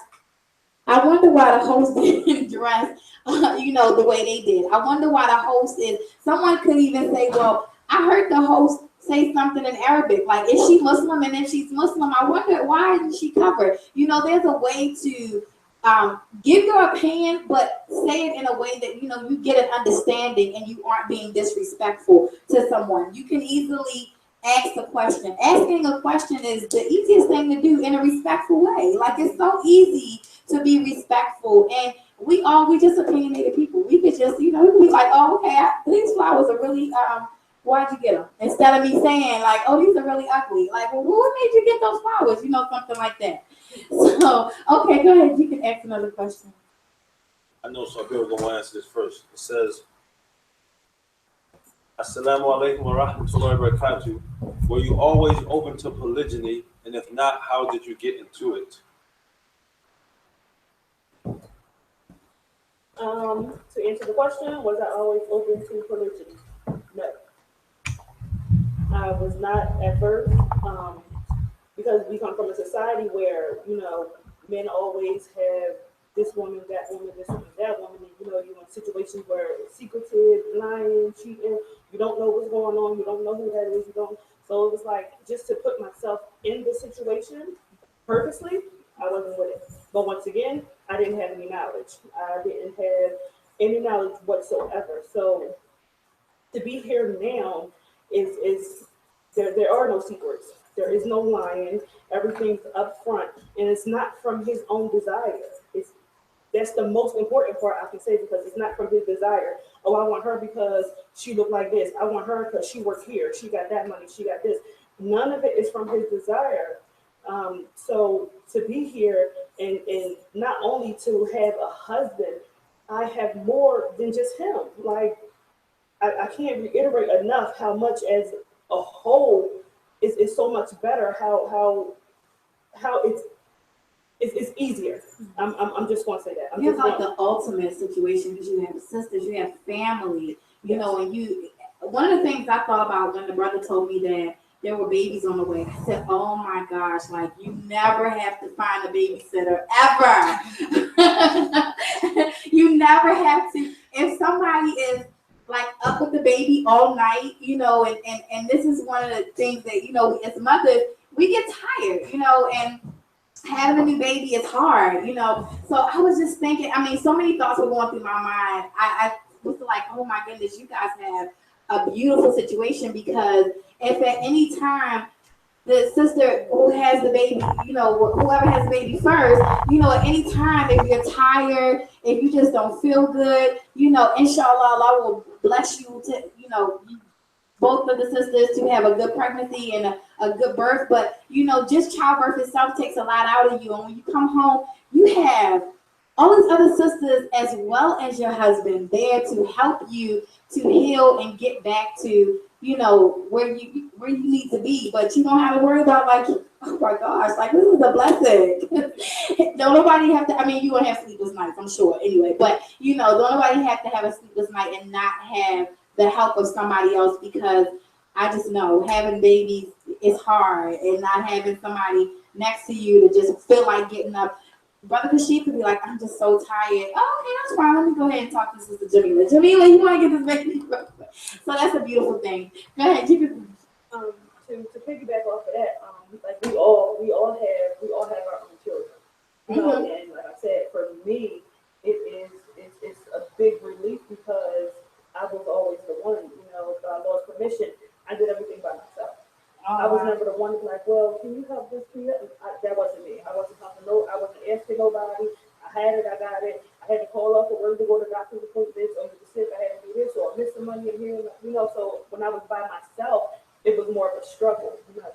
So to be here, you know, with the family and to have that assistance, like I went to work and later was like, I'll take them to the doctor's office, you know, I'll take them to, you know, where they need to be. So you can still go to work and we still here. So it's definitely a big help. You know, who is it?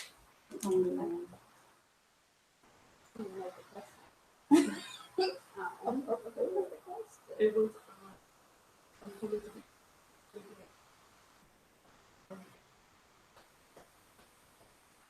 I was, I didn't answer that. I was always open to polygyny.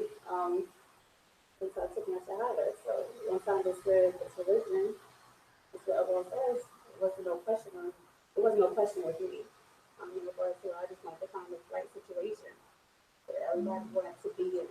Everybody. So And one of the things I wanted everybody to also know about all of you is that you aren't just wives. Like your moms, you have jobs, you have some of you have your own businesses. So you have a life outside, you know, that gives you something to do. Because that thought of being hostage, you know, that they said earlier on the show, you couldn't possibly be hostage and do all of the things that you guys do. You guys being able to come down to the show tonight, you had to wait for one person to get off work in order to get to the show. So if you want, and that's only if you want, you know, you can tell people what you do or what businesses you have. I have a couple of incomes by Lord's permission. I've always learned that I guess it's my own personal choice, no rule or something. I don't tell people exactly what I do because people are jealous. So True. I just do what I do, and Allah bless me to maintain my house. There was a question actually that goes with this earlier, and it was saying, do they have to work? And they don't have to work. And actually, well, I'll let them answer, but it goes with that. You can go. I don't have to work at all. And I have my own account. So people can get from that what they will, but I'm the same way. I don't really like to, tell, what I'm doing or how I get it or things like that. It's just something that Allah bless me with. Okay. I just have to, thank Allah for everything I have because He's the one He's the provider. Mhm. So whatever He provides for me, I'm just thankful that I do have it. Okay. I think it was me that he was waiting for it to get off work because I just started my own maid service. So I was just like, Oh wow. Okay. yeah, so I work and I have a Congratulations. yeah, so that's what I do. Besides all of us having our own businesses, of course, I also work outside of the home. So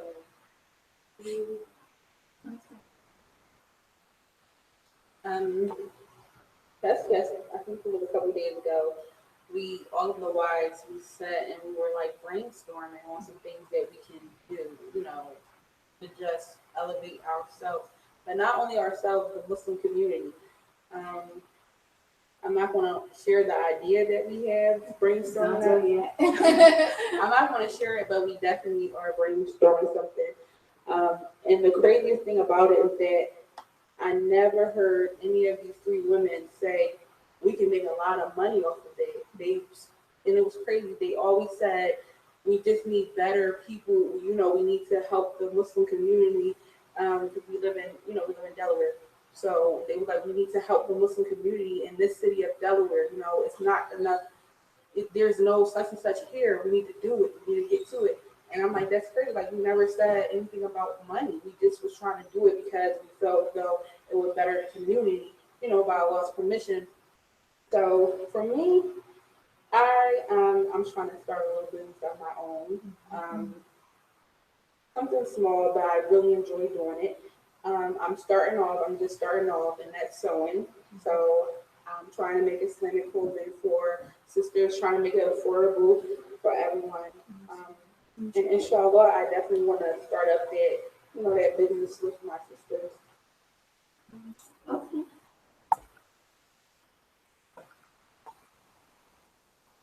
Okay. They go a good one.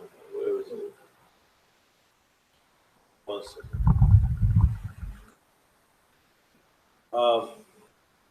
A sister Asia Gonzalez is asking. I don't know if she's asking all of us or just y'all, so I guess we'll all do it. Says, what's your advice to someone thinking about entering into polygyny? Since it's a female, I guess y'all can give it your answers.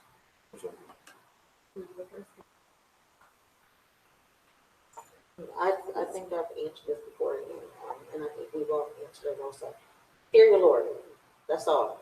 Fear your Lord. If you have that fear in your heart of your Lord, if you have that fear of going to the hellfire, then you're going to be open to another woman being happy. You're going to be open to another woman wanting what you have. You're going to be open to another woman being happy themselves because you have fear of your Lord and you love for your sister, you love for yourself.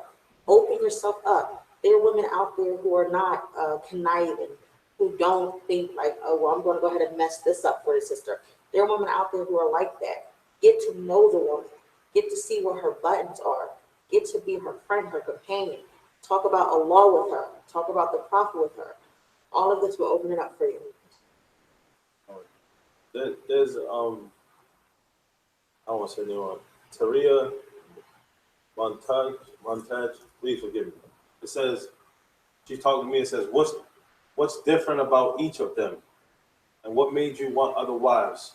I'm trying to understand the need for more than one wife respectfully. So she's actually respectful. That's an excellent question. I can say that all four of them have many differences, and I'll just name some right now. And they all, let me tell you something. If there was some differences that they had that are secret, which they do, some good ones, then I won't say that out loud. And that's fairness. The ones that they all know about, I'll say it out loud because they all see this, and I'll just show you the diverse atmosphere between them. as we all know, they all know, Jamila is very emotional. I mean, in a good way. She's quick to help someone, quick to run up and hug someone, quick to give them their number.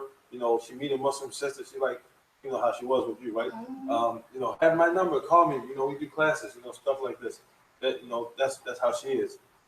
Layla is like with the children, try to help them learn responsibility, cooking and stuff like that, home ec and things like that. Teach them how to cook, you know, and do things like that. Sabir is creative with arts and crafts and things like this, and coming up with little games and, you know, things like that. Miriam has a few trades of her own that, you know, because of people, she you know, she has a business that she wants to do, but she doesn't want to say what it is because of, you know, some negative people. But those trades that she has, she shows the children in the house and the wives these trades so that they can also, and that shows selfless behavior, where she has a trade that can benefit her, but she also shares it so they can benefit as well. So, you know, they're just some of the many things that make them different. And I'm trying to understand the need for more than one wife. There's no actual need. Like I wake up in the morning and say, "Oh, I just need another wife." It doesn't work like that. I actually, I said this last time. Actually, the situation with us living in the same house and the situation of seeking another wife, you'll be shocked or shell shocked to believe that most of these decisions didn't come from any of us. They came from the children. You know, Jamila's children. One of them in particular. One day she said, you know, I have a question or a statement. She said, wouldn't it be wise, Islamically, for the whole family to live together? You know, a family to live together so they can benefit Islamically and morally, et cetera, et cetera. And we contemplated on it. It's not something I just answered and rushed into. We contemplated and we felt like it was beneficial. So here's the result. It happens like that. So I hope I answered that to your liking. It was the truth, though. Anybody else want to say? Okay. Yeah, okay. It says, oh man, I just had a question.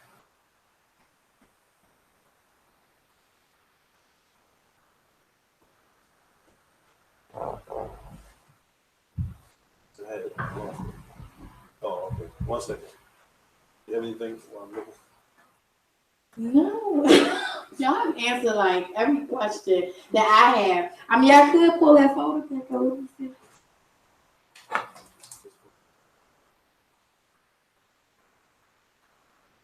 Oh, okay. So, I'm gonna read it just the way it was sent to me. I know in the Muslim religion, the man has to give the wife a dowry. When you take on a second or third wife, and now a fourth, but do you have to give the other wives a dowry when you marry them as well? Oh, absolutely.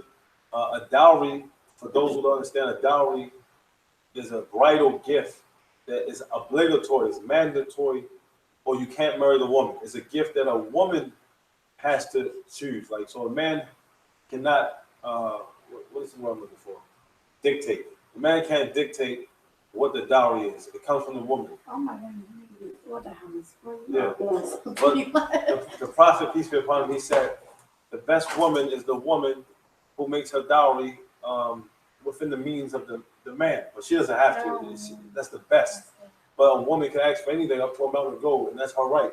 And no man can tell her, man, you crazy or not. Well, maybe if she asks for 5 houses, she might remain single, but that's what she can do. That's her right. No one can take that away from her. And so that's that, just for people who don't understand what dowry is. 2 ways the dowry can be done is that when she mentions her dowry and he says, I agree, she can say, well, I want the dowry on the actual day of the wedding, or all bets is off. And that's how it's going to go.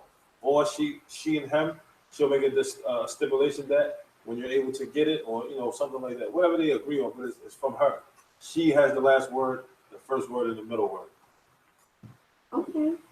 Hey, I wasn't even thinking about that, but that's a good question. So I think that's another benefit of being married in Islam, and especially, you know, being able to have the principles and everything lined up on how it's supposed to go. So it can't be any, you know how some people want to just change some things up, like, well, no, but we don't have to do that, you know, but you have it already lined up. So it's a blessing that you have humble wives, as you said earlier. So I know they all had humble diaries, I'm sure. So are there any other questions? Oh, they are. Oh, there. Are all the children his children? I ask because the Quran says the adoptive children do not receive the same inheritance as the natural children. Correct me if I am wrong, please. First off, no, no, all of the children, see, all the children is children. No, all of the children are not mine, and their children are not like adoptive children to me. Allah says in the Quran, we call them. I'm their guardian in faith, as you can say. I'm their guardian in faith, and I'm their stepdad. But I treat them like my own children. You know, I don't distinguish between them like, oh, you're my stepson and that's my son. You know, he gets more. No, it's not like that. But Jamila has 4 girls, all from her previous marriage. We have no children, all from her previous marriage.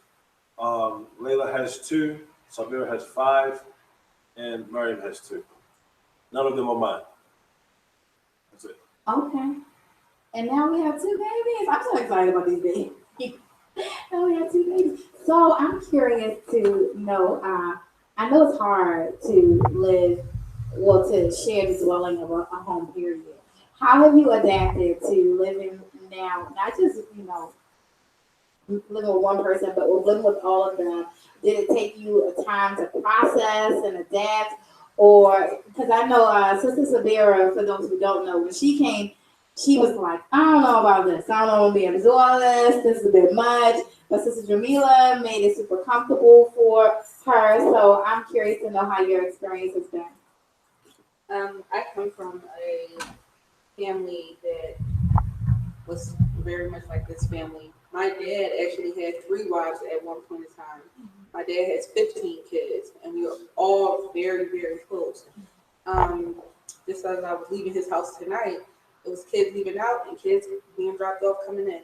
And so, alhamdulillah for that. I've always lived in a big house full of children, full of teenagers, everything. I have 10 sisters and 9 brothers. Before these women, those sisters were like only friends, and they still are my friends. So for me coming into this household, it was nothing. Like, it was nothing. You wouldn't know what to do to move in like a 1-bedroom apartment with just like what would you do? Yeah. Okay. And alhamdulillah, I thank the Lord for that because He's the all wise and He put me in this situation because He knew I can handle it. He knew, listen, you gotta wait for the bathroom. There's a line. You've been trained to do this, so He knew that I can handle the situation. So I never have a complaint about the household, about anything, nor anything, because this is what I'm used to, and I'm content with it. I'm happy with it. And everybody in the house is respectful, so we kind of respect each other's space, so everything works out.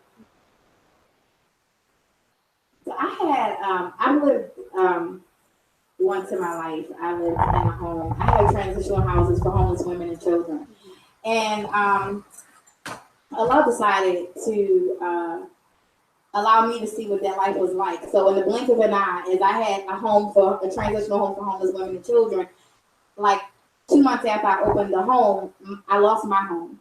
And so I ended up moving into the home with my children. So I had, at the time, I had 13 children, and I already had filled the transitional house. So it was 3 families there. And when I moved in, I'm telling you guys this story because it goes with my next question. When I moved in, I was thinking to myself, how am I, like, I had 13 kids, so I know how to live with kids. But to live with other women, I was just not ready for that. And so I went through a time during that time where, of course, I got depressed because I was like, wait a second, God. I just opened these houses to help these women who are homeless, and now I'm homeless. Like, how could this happen? And there's a woman, Lavette, if she's watching, I love you. But Lavette was that one woman in the household. She had 5 children of her own. And we're all, I mean, you can only imagine. It's a 3-bedroom home. And me, my 13 children, and then other families were all in this house. Lavette was that one who was always coming in. Are you up? And even if I didn't answer, she was coming in the door. Get up out the bed. Come on, let's smile. When we cook breakfast, she was the happiest person in the house. And she always made sure that I was okay. So that was something I had to get used to because one, I wasn't used to somebody walking in my room, but the doors didn't lock. And two, I wasn't used to having a woman just always be so happy and cheerful when I was trying to be sad. I didn't have like, no, listen, I'm trying to be depressed. Can you please leave me in my depression? But she was that one. So I'm curious to know, do you all have that in your household? Do you have that where, you have that one woman, that one sister that is just always like, come on, get up, let's go, come on. I think we all have that quality at times. We all have our moods, and you're like, you're not going to be like that. Let's go do something. I think Miriam had us like having fun yesterday, and then Barbara might have us doing something, and Jamila might have us doing something. I don't care what it is. If we're getting our nails done, if we're just being silly, being women, being young women, just acting goofy in the house, or just laughing. We all have that quality at times. Like just be like, get up. But I think Jamila is the one like, oh, let's go. Knocking on the door. Oh my God, it drove me crazy. She's like I can see screaming, it. and I'm like, Jamila, it's too early. Go to sleep. I used to show her this video on Facebook or something with one dog at the water, and another dog just kept running back and forth past it. It was like that one friend that's always really like up in the morning, and you're just not that person. Yes. Okay, that's a good thing. Yes. I know for me, now it's times when I miss that. I miss having her to be able to wake me up early in the morning. And not all the time, Levette, so don't come.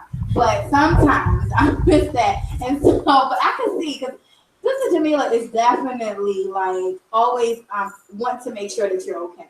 Even me, just coming in here, she's always, so I can see you definitely being that one and being up early too. I can see you being that one as well. So that's a plus because you can't possibly get down or depressed. It's too many people. That's a really big plus because you can't, I'm sure none of you would allow the other one to feel down or feel depressed. So I think that goes into something else that we talked about in the previous show about if one person was jealous or feeling some type of way because the husband was with the other wife or because she just was like Sister Miriam said, we're created to be emotional creatures, so if that was to happen, you would comfort each other, I'm sure, to make sure that other wife felt good or that other. So what's something that you would do? I'm asking. So I'm curious, what's something you would do if you saw Sister Layla just looking down and sad, and you as a woman knew, like, oh, she's feeling really bad right now, and she might be feeling a little insecure. So what's something you would do to cheer her up?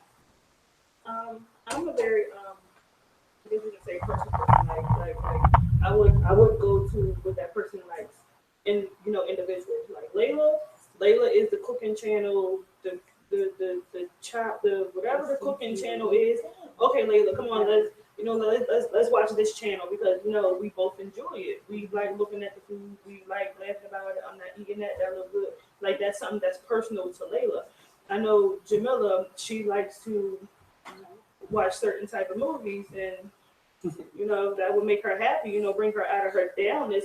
I would do that. And Miriam, she's very creative as well, and like we like to do those things. So I would go to her and I would bring creative things. Like last night, me and my stepdaughter, we were coloring. So like that's what she likes to do. She wanted to relax and spend time, so we colored together.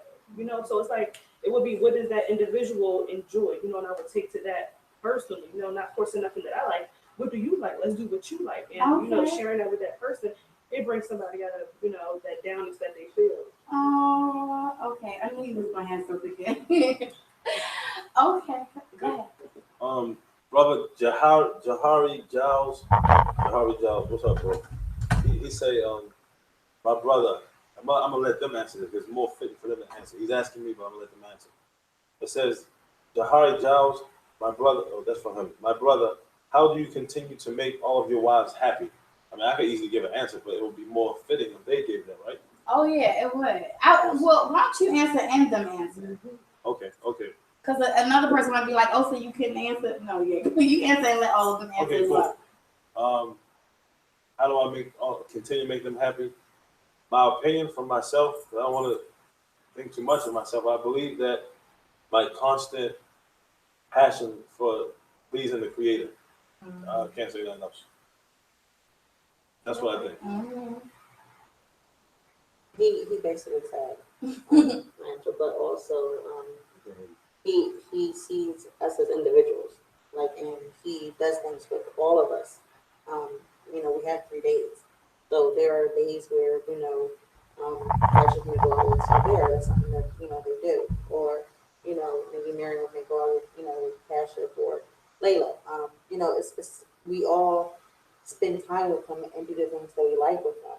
So even him doing something like that, even with the movies that I like, if he watched them, it shows that okay, I'll watch it. Someone asked you, I'm glad you said that about the movies because someone asked me before, do you all go out the house together? Yes. And so that you just said you all go out. So I saw a picture. I thought of the post and I meant to ask you if it was okay. Where you all were like at a pond or something, or something like that, and it was I don't know exactly who it was out there, but I know it was multiple wives there. Across the street from the Yeah, with Okay. the Duck Pine and also across the street. So we do go to places together. We go out to dinner together. We go to movies together. We take the children. We all go out together. So it's just a connection with family. But we also do things that are separate as well, and that keeps our husband and us. Keep on saying that. No, definitely. How do I continue to make you happy? I think his answer summed it up for what I like. How I married him because he reminded me of his man, and he makes me happy. He shows me that he loves me by constantly reminding me of him by his actions, by his words, by the things that he enforces in the household, with the children, with us, and himself. So the religion for me speaks volumes more than anything that he does. Like that's how he shows me that he loves me. So To add on to what they've all said previously, not only the wives and the children inside the house, just his genuine concern for people, period, when it comes to the religion. Us wives and we have family members that aren't knowledgeable in the religion, and it's important to us and to him as him being our husband. He's like, well, give them the knowledge, give them the religion, your coworkers when you all at work, if you stand in the grocery store, you stand next to somebody. So like his genuine concern for other people and their well-being and the hereafter is like one of those type things that's selfless. Like it's not, oh, I know this, hadith, I know this, I know the prophet has told you something. He's not keeping it and harboring it for himself. Not only that, he's willing to teach. So when you say you got people come to the house and you're like, what's that like them? Yep. They come and they teach it like so his selflessness to educate, everybody, that's willing to learn. In addition to what they said, at the end of the day, we're all married to one man, and it's a relationship. It's a marriage. So I'm married to him, she's married to him. So it's a relationship. And the way another way, to keep a relationship up, you should find out what your spouse like. So if you find out what we like, we find out what he likes, and you try and do that. You try and do those things. You try and keep up with the relationship. Okay. Sister Joy Alston, he said, I feel like I'm being ignored. We're not ignoring you, we just didn't see you.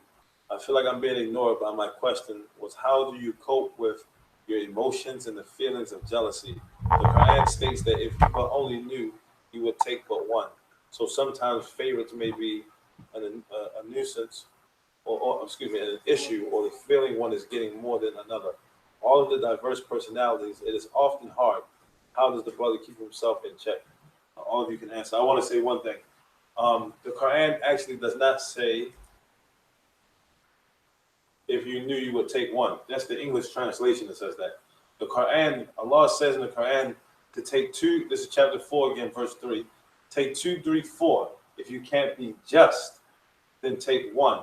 And that is better if you knew, meaning justice. It is better to be just if you knew, meaning if you knew the hardship, the punishment, what's coming with that, then like that.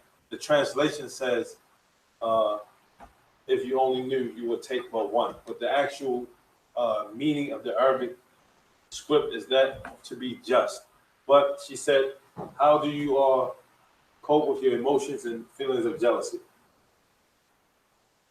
Speak up, we can't hear you. You have a comment like that. Fear and love. That's it.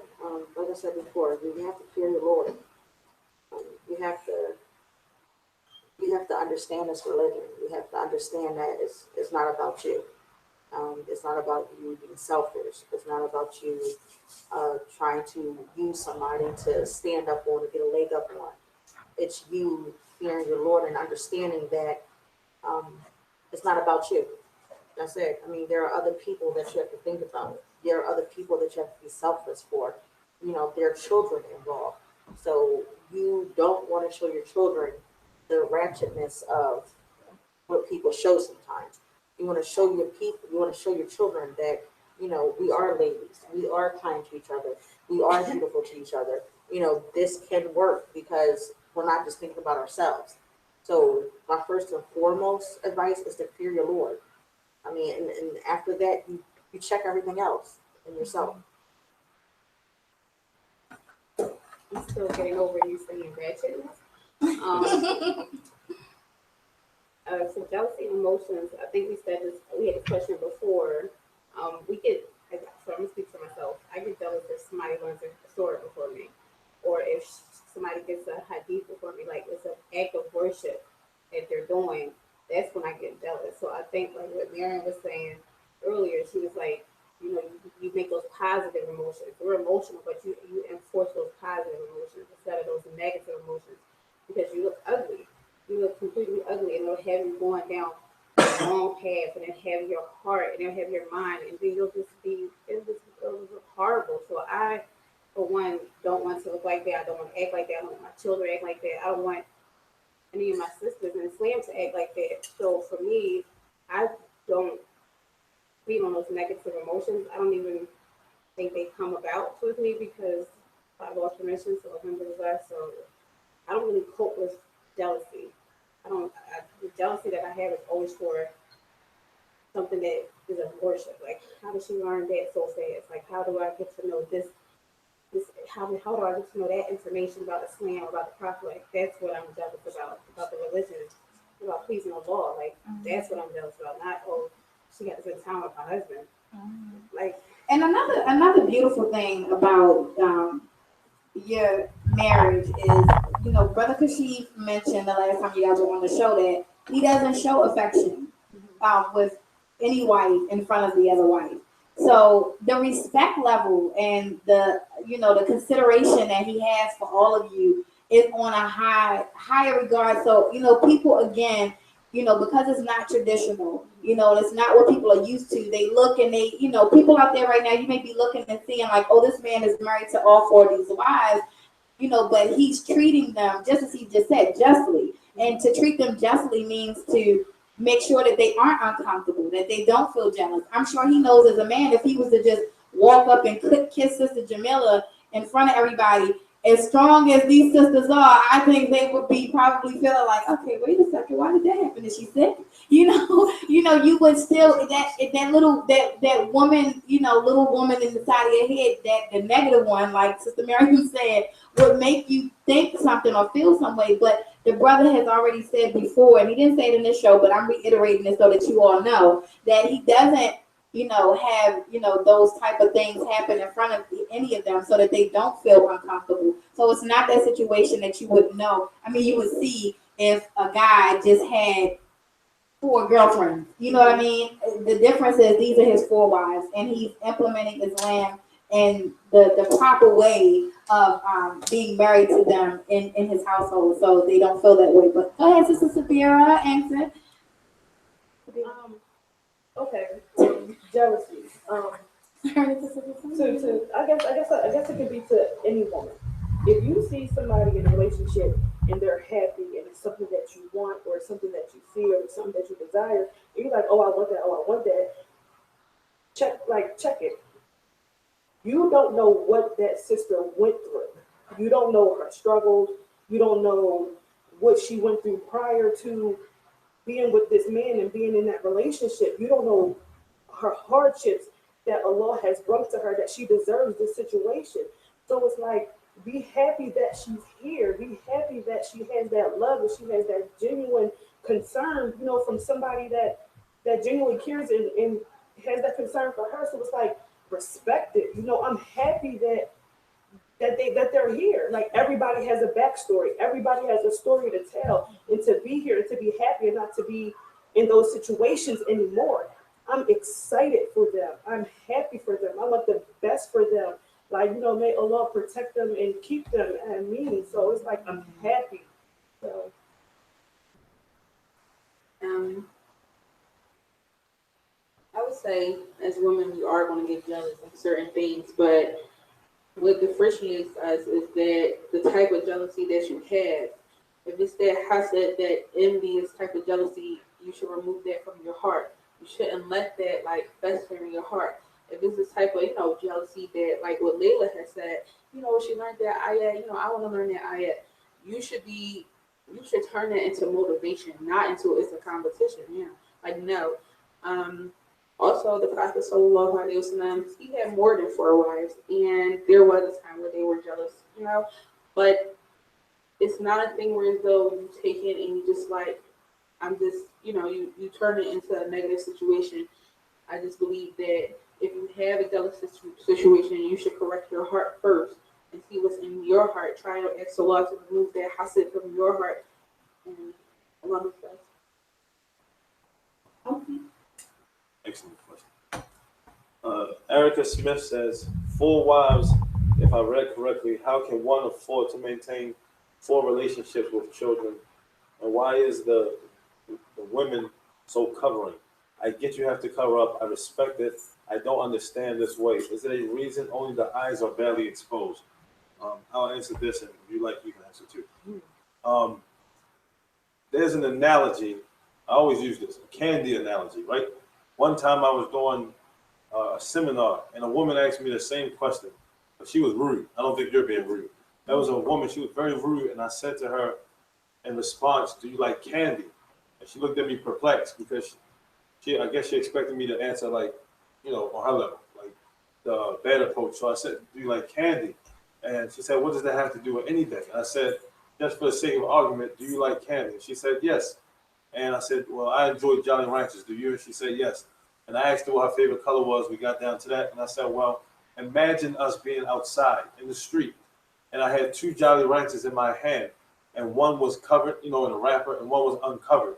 And you had a high passion or a high hunger for this food. Not food, but I mean, not hunger, but what is it?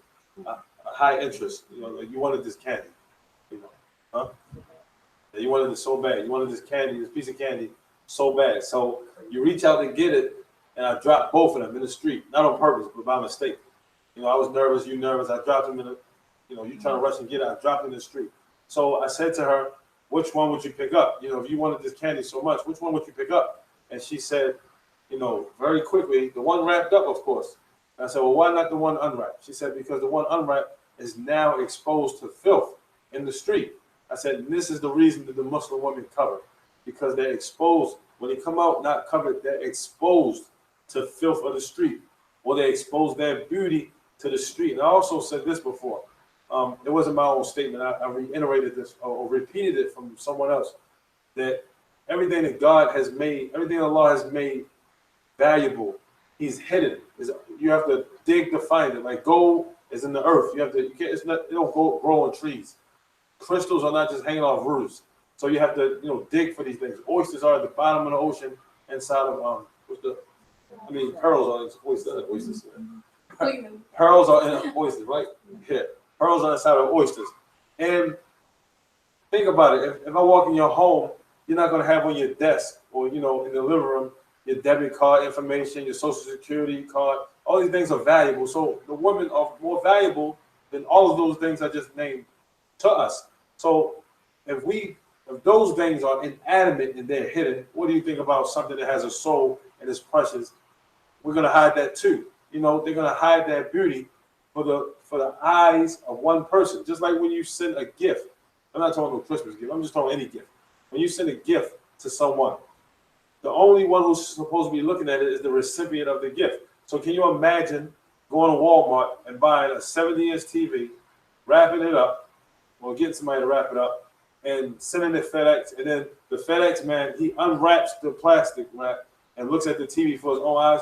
You'll be offended, you'll sue, you know, and whatever. You might do some other stuff. But the recipient is the one who's supposed to be looking at it. So my point is, the women, they cover like this because God has commanded them to cover like this. And he says, "O prophet, tell your wives and your daughters and the Muslim women in general to cover their whole bodies as to be known as free, respectable women, and not to be annoyed." I gave one more analogy or scenario one time here. I said, you can take any woman, if she was a prostitute for the majority of her life, or she used to strip or whatever, and guys used to, you know, like dog her out. If you don't know what that means, it means like, you know, pimp her out, you know, like that. I don't know words to describe it, but they used to treat her bad. So one day she decides to, you know, reform herself, and now she, you know, she's upright. But when she walks down this particular path, those same men or males, I say males because they're not men, those same males who used to degrade her and debase her, they're still going to do that. Or she has a reputation about herself. You know, she used to indulge in these things, so people know her as, you know, what she used to do. So, you know, she become a born again Christian, you know, whatever it may be. These guys will still look at her as like this. But in this religion, this example is only for this religion, for the question. If a woman dresses like this, and literally yesterday, or any time before that, she was a prostitute or whatever, her life, you know, whatever she was in life, there was degrading like that, and now she chooses to dress like this, that same woman walking down the street, these guys are going to willfully back up, you know, the majority of them anyway, they're going to back up, and they're going to say, let this woman through. They don't even know that that's the same woman that they was just disrespecting yesterday. So for these women to dress like that, it does what the verse said. But God says, so they dress like this so they can be known as respectable women and as not to be annoyed. And when you dress like this, have you ever been annoyed? Have you been annoyed? No. That's it. And I think if you were to give, well, I'm sure all of you women give that knowledge to your daughters, you know, and to sisters that are around you. But if that was to be given to a lot of women, period, whether you're Muslim or non-Muslim, you know, that type of explanation being given to them, I think it would make them want to cover up more, you know, because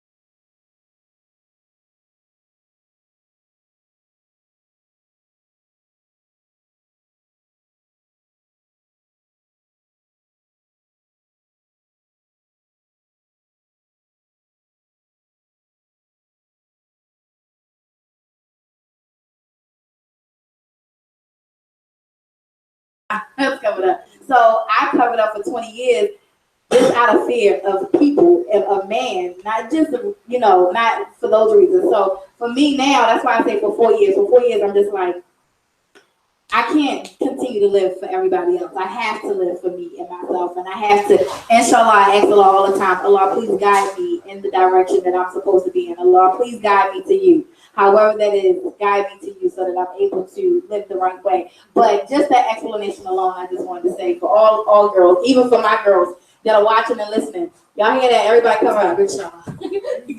Go ahead. There's a woman, she's accusing me of lying. It says, stop lying on Islam. Allah didn't say dress like that in the Quran. That style of dress is ancient Arab culture. So with all due respect, I'll just prove it. Because if I'm a liar, then I won't be able to prove it. So actually in the Quran, and Jamila's getting the verse right now, there are 3 separate places. 3, not just 1, not just 2, but 3, maybe more. But 3 distinct places where, the noble Quran, okay. Where there are 3 distinct places where God says, Allah says for the women to cover, and he says how to cover. One spot is chapter 33, verse 59. One is 33, verse 33. and one is chapter 24:31. I'll begin with chapter 33:59.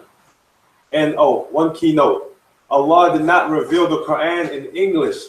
So most of the people, in your defense, sister, most of the people who don't read Arabic, who are English, they read English. I mean, who are Americans, they read English. And in the English translation, remember, it's just a translation trying to come to the closest meaning of the original language. And the Quran was revealed in Arabic. How do we know? Muhammad was an Arab man. Sallallahu Alaihi Wasallam. So Allah revealed the Quran to an Arab. He didn't reveal to him English because he wouldn't be able to understand it. So he revealed to him Arabic. Okay? Arabic was the last language. And even in the Bible, this is prophesied. In Zephaniah chapter 3, verse 9, is reported that God said, "But then I will turn to them a pure language so that they all may call upon me with one consent." When you think about it, it's in the Bible. Again, Zephaniah chapter 3, verse 9. It says, "But then I will turn to them a pure language so they all humans, may call upon me with one consent." That verse alone is enough proof for Islam. We don't, and you wouldn't even need no more, because when you think about it, you have black Christians, white Christians, Chinese Christians, and whatever else. And they all pray to God in different languages. You have this color religion, that color religion, they pray to God in different languages. There's only one religion, one today, where all colors of people, no matter your background, when they pray and when we offer our prayer, we all start, we say, Allahu Akbar, God is the greatest, and that's Arabic. And we start our salah or our prayer in Arabic, reading from the verses of the Quran. Therefore, the Quran confirms that verse that was in the Bible, Zephaniah chapter 3, verse 6, and it confirms chapter 2 of the Quran, verse 2, that verily this is the book or the Quran wherein there is no doubt. That's a confirmation. But that was for you, miss. And here's the first verse. It says in Arabic. Dude, I'm trying to get this off. Ya ayyuhan nabiyyu kulli azwajika wa banatika wa nisa'il mu'minina yudnina alayhinna min jalabibihinna dhalika adna an yu'rafna fala yu'dhayna wa kana Allahu ghafur rahima. The text here is small. And in English it says, "O prophet, tell your wives and your daughters and the women of the believers to bring down over themselves their whole body, part of their outer garments as well. That is more suitable, that they will be known and not abused. And ever is Allah all forgiving and merciful." I said that even before I asked her to look it up. Chapter 24, verse 31 says, "Tell the believing women to lower their gaze and to cover their bosoms and their outer bodies just like this." Now, when you read it in English, you'll get your own interpretation. And proof against that, and I say this respectfully, is that I think we all can agree to this. The Ten Commandments was revealed to who? Moses. Everybody can agree to that, whether you're Muslim or not. It was revealed to Moses. So why was it given to Moses? Because Moses was the one trusted by God to interpret it, right? So without Moses, no one could interpret it. So he interpreted it because God had a meaning. He interpreted it. So the revelations are not meant for average laymen like us to just take a verse and to say, well, I feel like it means this. Well, I get this out of that. Because if that was the case, everybody will be lawless. There will be no need for a God. Because if we send a revelation down and everybody could just open it up and read a verse and say, well, I get this, or no, I think it means this. Or what she say, I don't feel like that, I feel like this, then where is order? There is none. So God said he sent a revelation down and he attached a messenger with it, along with it, to interpret it. Why do you think he sent Moses to Pharaoh? Because he's most credible to deliver the message. Jesus Christ, God chose him to go to the children of Israel. He was most credible. And Noah to his people, and so on. And Muhammad, peace be upon him, to the Arab people. Why? Because the Quran was revealed in Arabic. It had an intended meaning. And Muhammad ﷺ had to explain the meaning. And the companions, male and female, they understood the meaning. They followed it, and we followed them. And that's how in this religion we have what we call a chain of narration. We have authentic chains of narration that goes back all the way to Muhammad himself, back to God himself. With respectfully, on the other hand, someone today can say anything about Jesus and say, well, Jesus said this and Jesus said that. And I can respectfully say, how do you know? And they say, well, so-and-so told me. How do you know that person is credible? How do you know the person from them is credible? And you don't have, there's a gap. So to answer the question, I had to say all of that to show the sister, maybe she wasn't being disrespectful, but she said I was lying. So I had to prove it because I don't want you to think I'm a liar. And there was just 3 verses, and I explained it. Maybe not to your liking. Maybe you could put that in the show. You could actually comment that in the comments because that's on every show. Every show, sisters are saying that, and I even in my inbox, sisters are sending me messages, and I think that's because even for me personally, when I first did the very first show with you guys, and I asked the questions about the veil, and covering, fully covering like that, I was thinking, oh my God, like I spent 20 years being covering and being judged by Muslims that wasn't even covered the proper way. It was like, wait a second, and for me, that was my very first thoughts. But then even after that, seeing all of the Muslims who were commenting that were sisters, and they didn't have the face veil on, I was like, well, are they reading the same thing? Because one of the things I can honestly say, which is, inshallah will change, and one of the reasons why I do want to definitely come and spend time with you all so that I can learn the Quran the proper way. Because I was more fed the Quran the way they wanted to feed it to me when I was practicing, So the thing I got from it was that, like, oh, you just have to wear your scarf,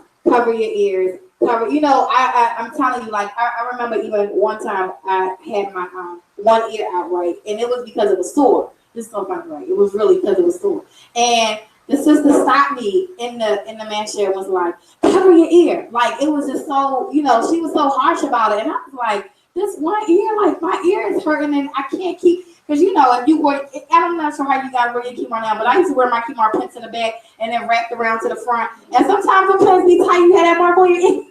So my ear was really sore, but she was so serious about my ear. And I was thinking to myself, like, the bottom part is still out. So with the face veil on, it covers everything. Like your full hijab, it covers everything. So you were so concerned about part of this ear, and the entire thing really needed to be covered. All of those thoughts were going through my mind after you guys left the first time. Like, oh my gosh. So even my thoughts now, like if I was to, start wearing hijab again, it wouldn't be, well, let me just wear a kimar and just a dress, which is another reason why. This goes into another reason why I didn't throw on an overgarment tonight, right?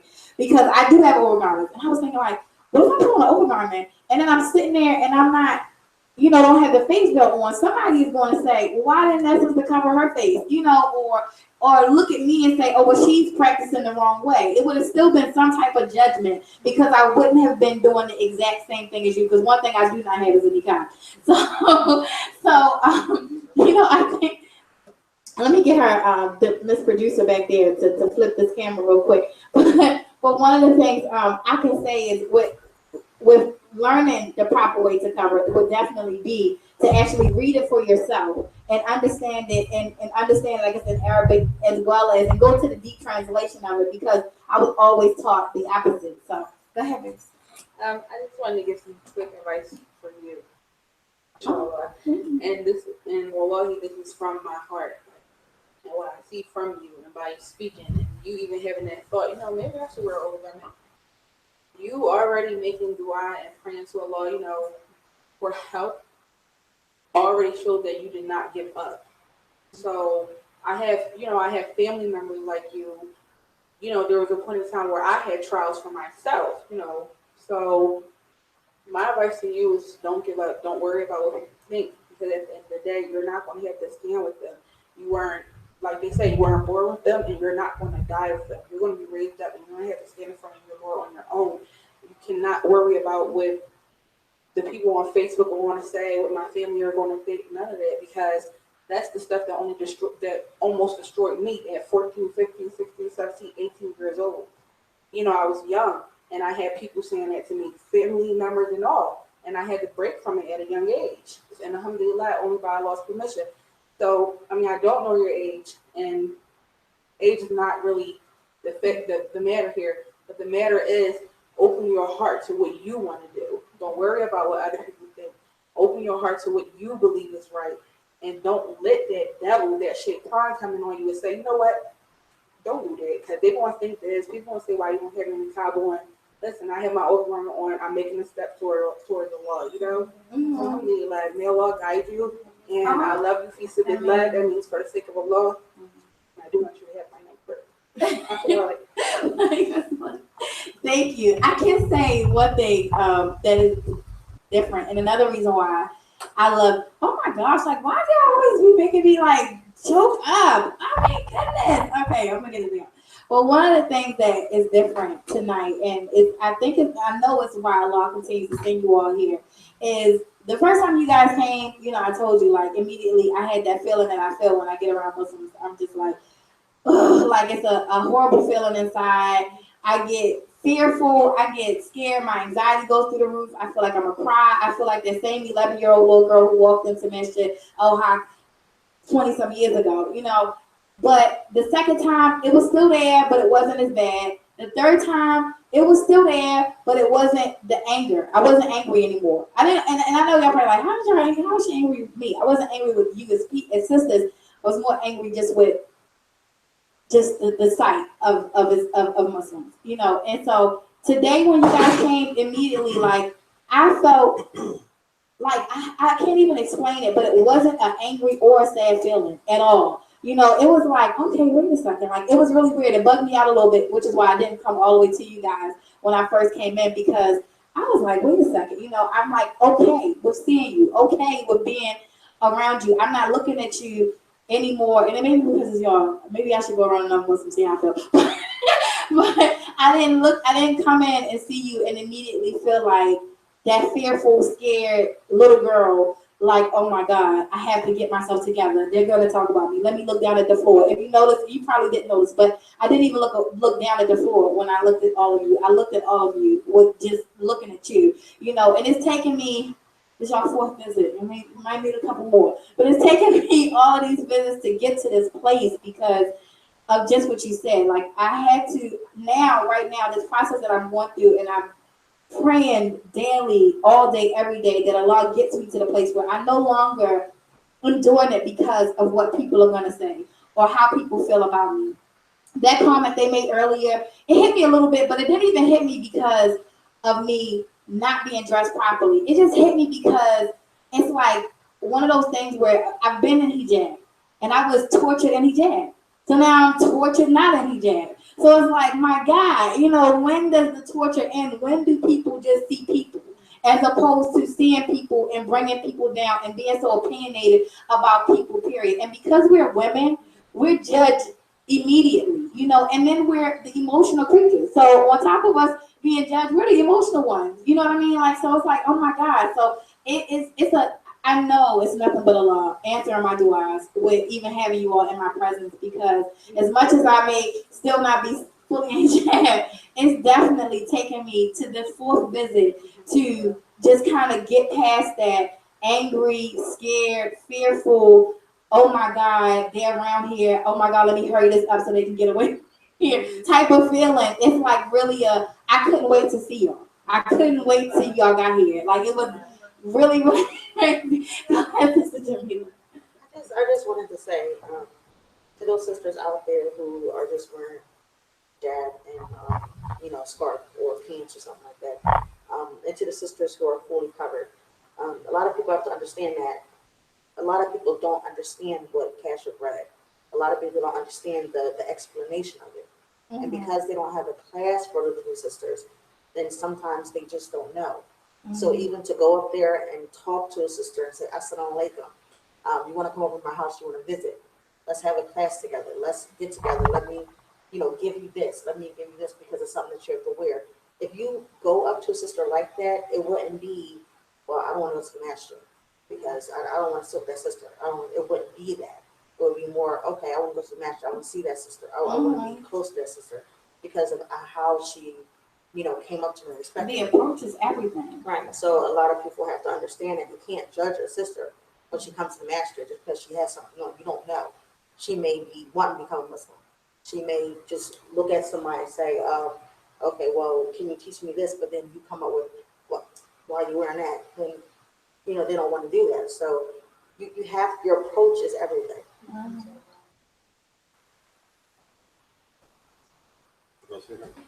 No, go ahead. A sister said, how do you all do cooking? Do you share your cooking responsibilities, or how do you do that? Oh, well, I kind of commented. I said that, like, if it's Jamila's nights, I'll cook her nights. So we each get 3 nights with passion. So on Jamila's nights, I'll cook. And Jamila's, on my nights, Jamila will cook. Or Sabira will cook. Like, whoever night it is, another wife will cook. And they'll cook those 3 nights that other wife has with passion. So Oh my gosh, that's such a oh my goodness, I was like, now y'all have a fourth cook. Oh, may Allah continue to bless y'all. This is not a question. I just want to add that other things that we do for fun too inside the house is we do. You know, we have a lot of fun. We got PlayStations and stuff like that. We have a game. Well, yeah, we have a game in the house, and we do avatars. You know, like we make ourselves in the game. We have fun by watching. It's like a wrestling game. You know, we got fighting games and stuff, and we make ourselves into the game, and we sit there and we like, oh, Jamila's gonna fight her. You know, a virtual reality wrestling game where they get to fight. You know, we have fun like that, and then they play. We play Marvel versus Capcom and stuff like that, where Jamila cheats a lot, and things like that. We do fun things.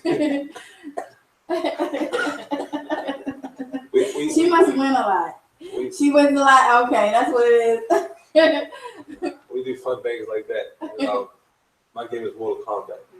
Yeah, we do stuff like that. We have fun like that. I saw y'all had movie night recently, yeah. right? Yeah, that was so cute. I was gonna comment and say, inbox somebody and say, where did you get the little popcorn thing? That was so cute. I love that. So movies, like, I know everybody has a different like in movies, but do you guys, really enjoy just having each other, together and doing the movies and all that kind of stuff? It was so nice. I like that. And we also we do Family Feud together. Like we do the real game Family Feud. We go get the box, and we split the house up into teams, and we do that. We also do Islamic. I don't want to say trivia because that means trivial. We do Islamic Jeopardy together. We have fun like that. So we keep it wholesome and we can have fun. A lot of people say, never be boring in your house. Oh my goodness, what's happening with the kids? It's either the kids y'all doing stuff together, so it sounds like, y'all have just as much fun as the kids. So that's a blessing. I don't see any more questions unless you have someone. Okay, good. So no, I don't even have my phone. But this is the longest show I ever did, and I have to say, I truly appreciate everybody who tuned in tonight and all of the questions, all of the comments. I appreciate all of them. Thank you so much to all of you for coming and just sharing your life with everybody else. And I hope that people got from you and from this show, period, that you can live differently than the average. You can live outside of the traditional. And I don't think that I put in the top of this show tonight, I put what did you get married for? And I asked that question because for one, they're married in polygyny, and that's like, okay, well, did you get married because you love him, or did you get married? The traditional way would be you meet somebody, you date, you fall in love, and then you get married. And me being divorced twice, I could tell you that don't always work out.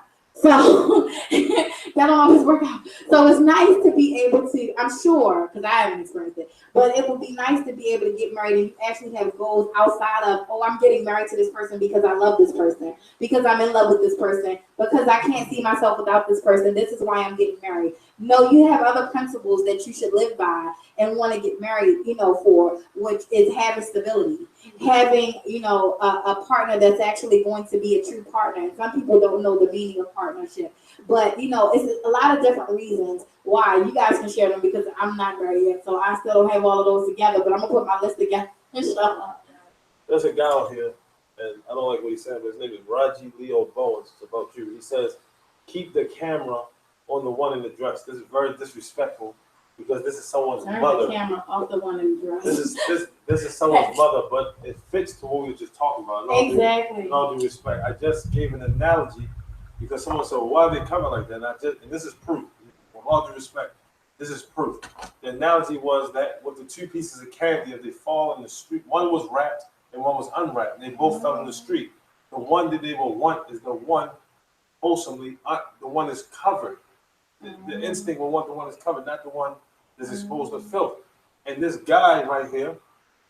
And I think, well, not I think, but that's why I answered your question. I mean, responded to what you said the way I did, because I have, been covered before and walked down the street, and I get a completely different. I mean, I'm not gonna say men don't try to speak to me, but the approach is completely different as opposed to being covered. I mean, being uncovered. Being uncovered, my God, I don't even look in my inbox half the time if I don't know the person, because the comments are outrageous, which is another reason why, because I could say like, oh, well, let me just hurry up and cover up because the things that they're saying is really just hurting me.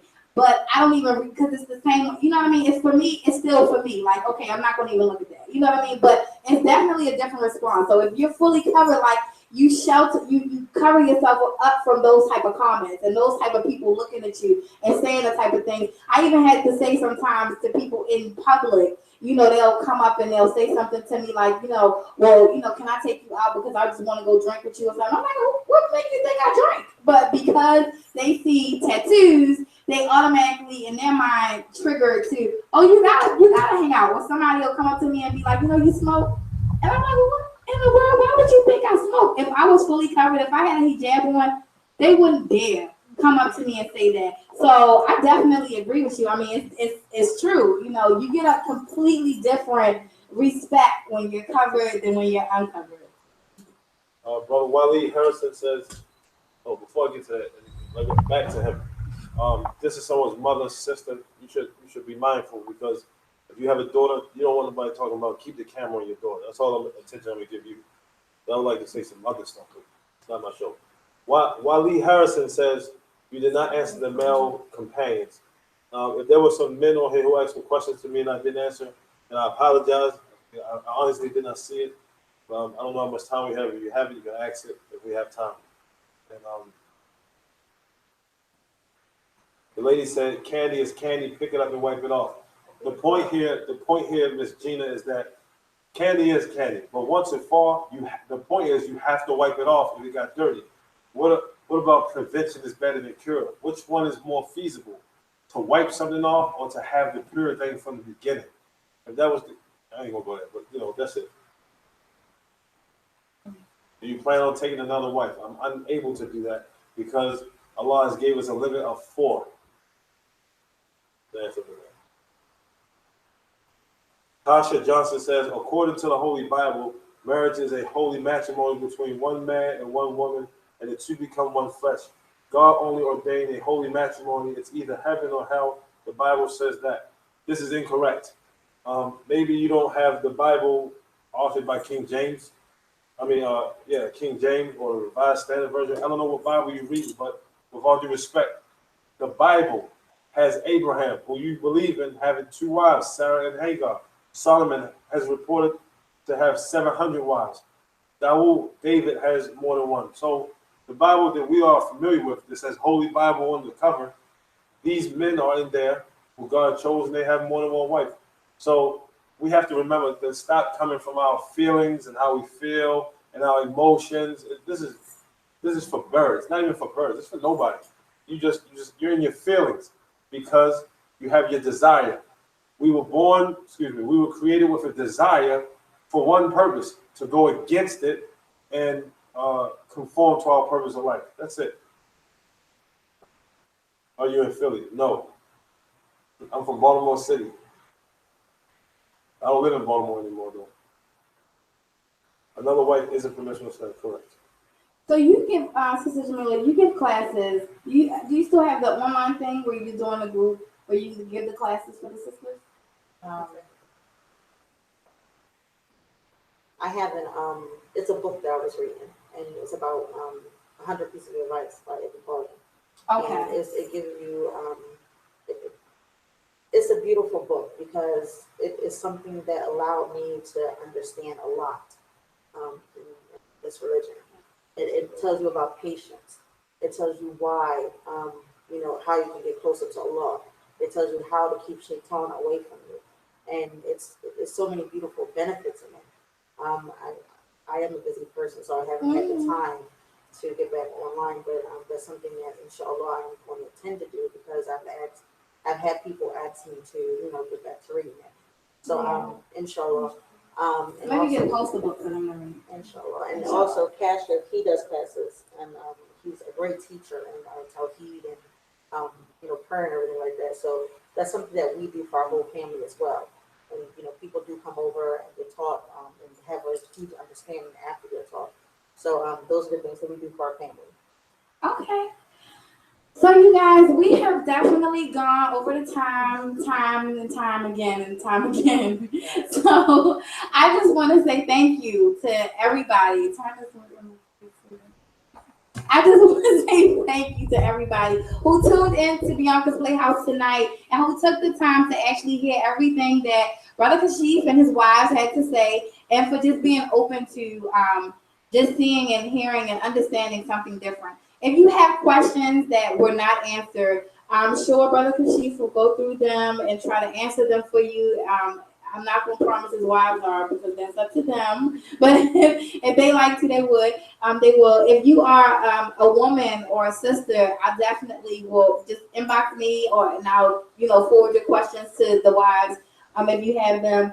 And I don't know when the next show is going to be, but somebody asked me in my inbox earlier, is this a mini series? And maybe maybe it is. So we can prepare for another show, and you guys can give us more questions, inshallah. And just if you have some curiosity or just eating away at you, just ask again if we missed your comment. But I want to say thank you to everybody that tuned in tonight. And please share the show with your friends and family. We're also on YouTube, so you can check out the show on YouTube if you or if you have friends and family that don't have Facebook and you want to tell them about the show, they can see the show on YouTube and on Akira Queen. That's AIKIRA space Queen. Also, if you haven't already gone to this page, because I know sometimes you click in and you click out of the show. So if you haven't already gone to the page and click that like button, please click the like button on the show tonight. On the page, Beyonka's Playhouse tonight, and catch my show. My show actually comes on Tuesdays and Saturdays. This is a special show for them. So on Tuesdays and Saturdays at 9 p.m. Definitely you'll see Beyonka's Playhouse. So let me let them have any last words they want to say to you guys. I want to say to you all, thank you again, or thank you for inviting us on behalf of my family. And for those who sincerely were seeking guidance and asking questions for benefit, then we appreciate it. Thank you. Thank you again for having us here. Thank you for all the people that made dua for us.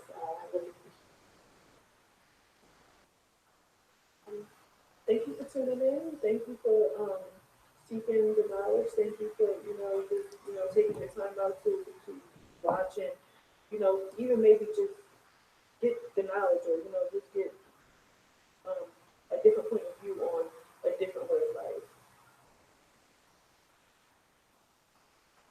Thank you to you, Akira, for inviting us to the show and again welcoming to us and showing your warmth. Alhamdulillah. That's all. That's what I want to. Thank you all. You all just really warm my heart. I'm so grateful for all of you, and I'm happy that you all were open to sharing your lives and your stories with everybody, not just me, but with everybody on Beyonka's Playhouse. So I pray Allah blesses all of you. I guess the best way to end the show is to let me make dua for you. And Allah, please bless them and everything they do. Please cover them from the evil eye and just bless them to be successful in everything that they do, especially their marriage. All right, I pray that Allah just blesses y'all. I love y'all, and I just really want what's best for all of you. I truly do. And I pray that other people see now that polygyny doesn't work.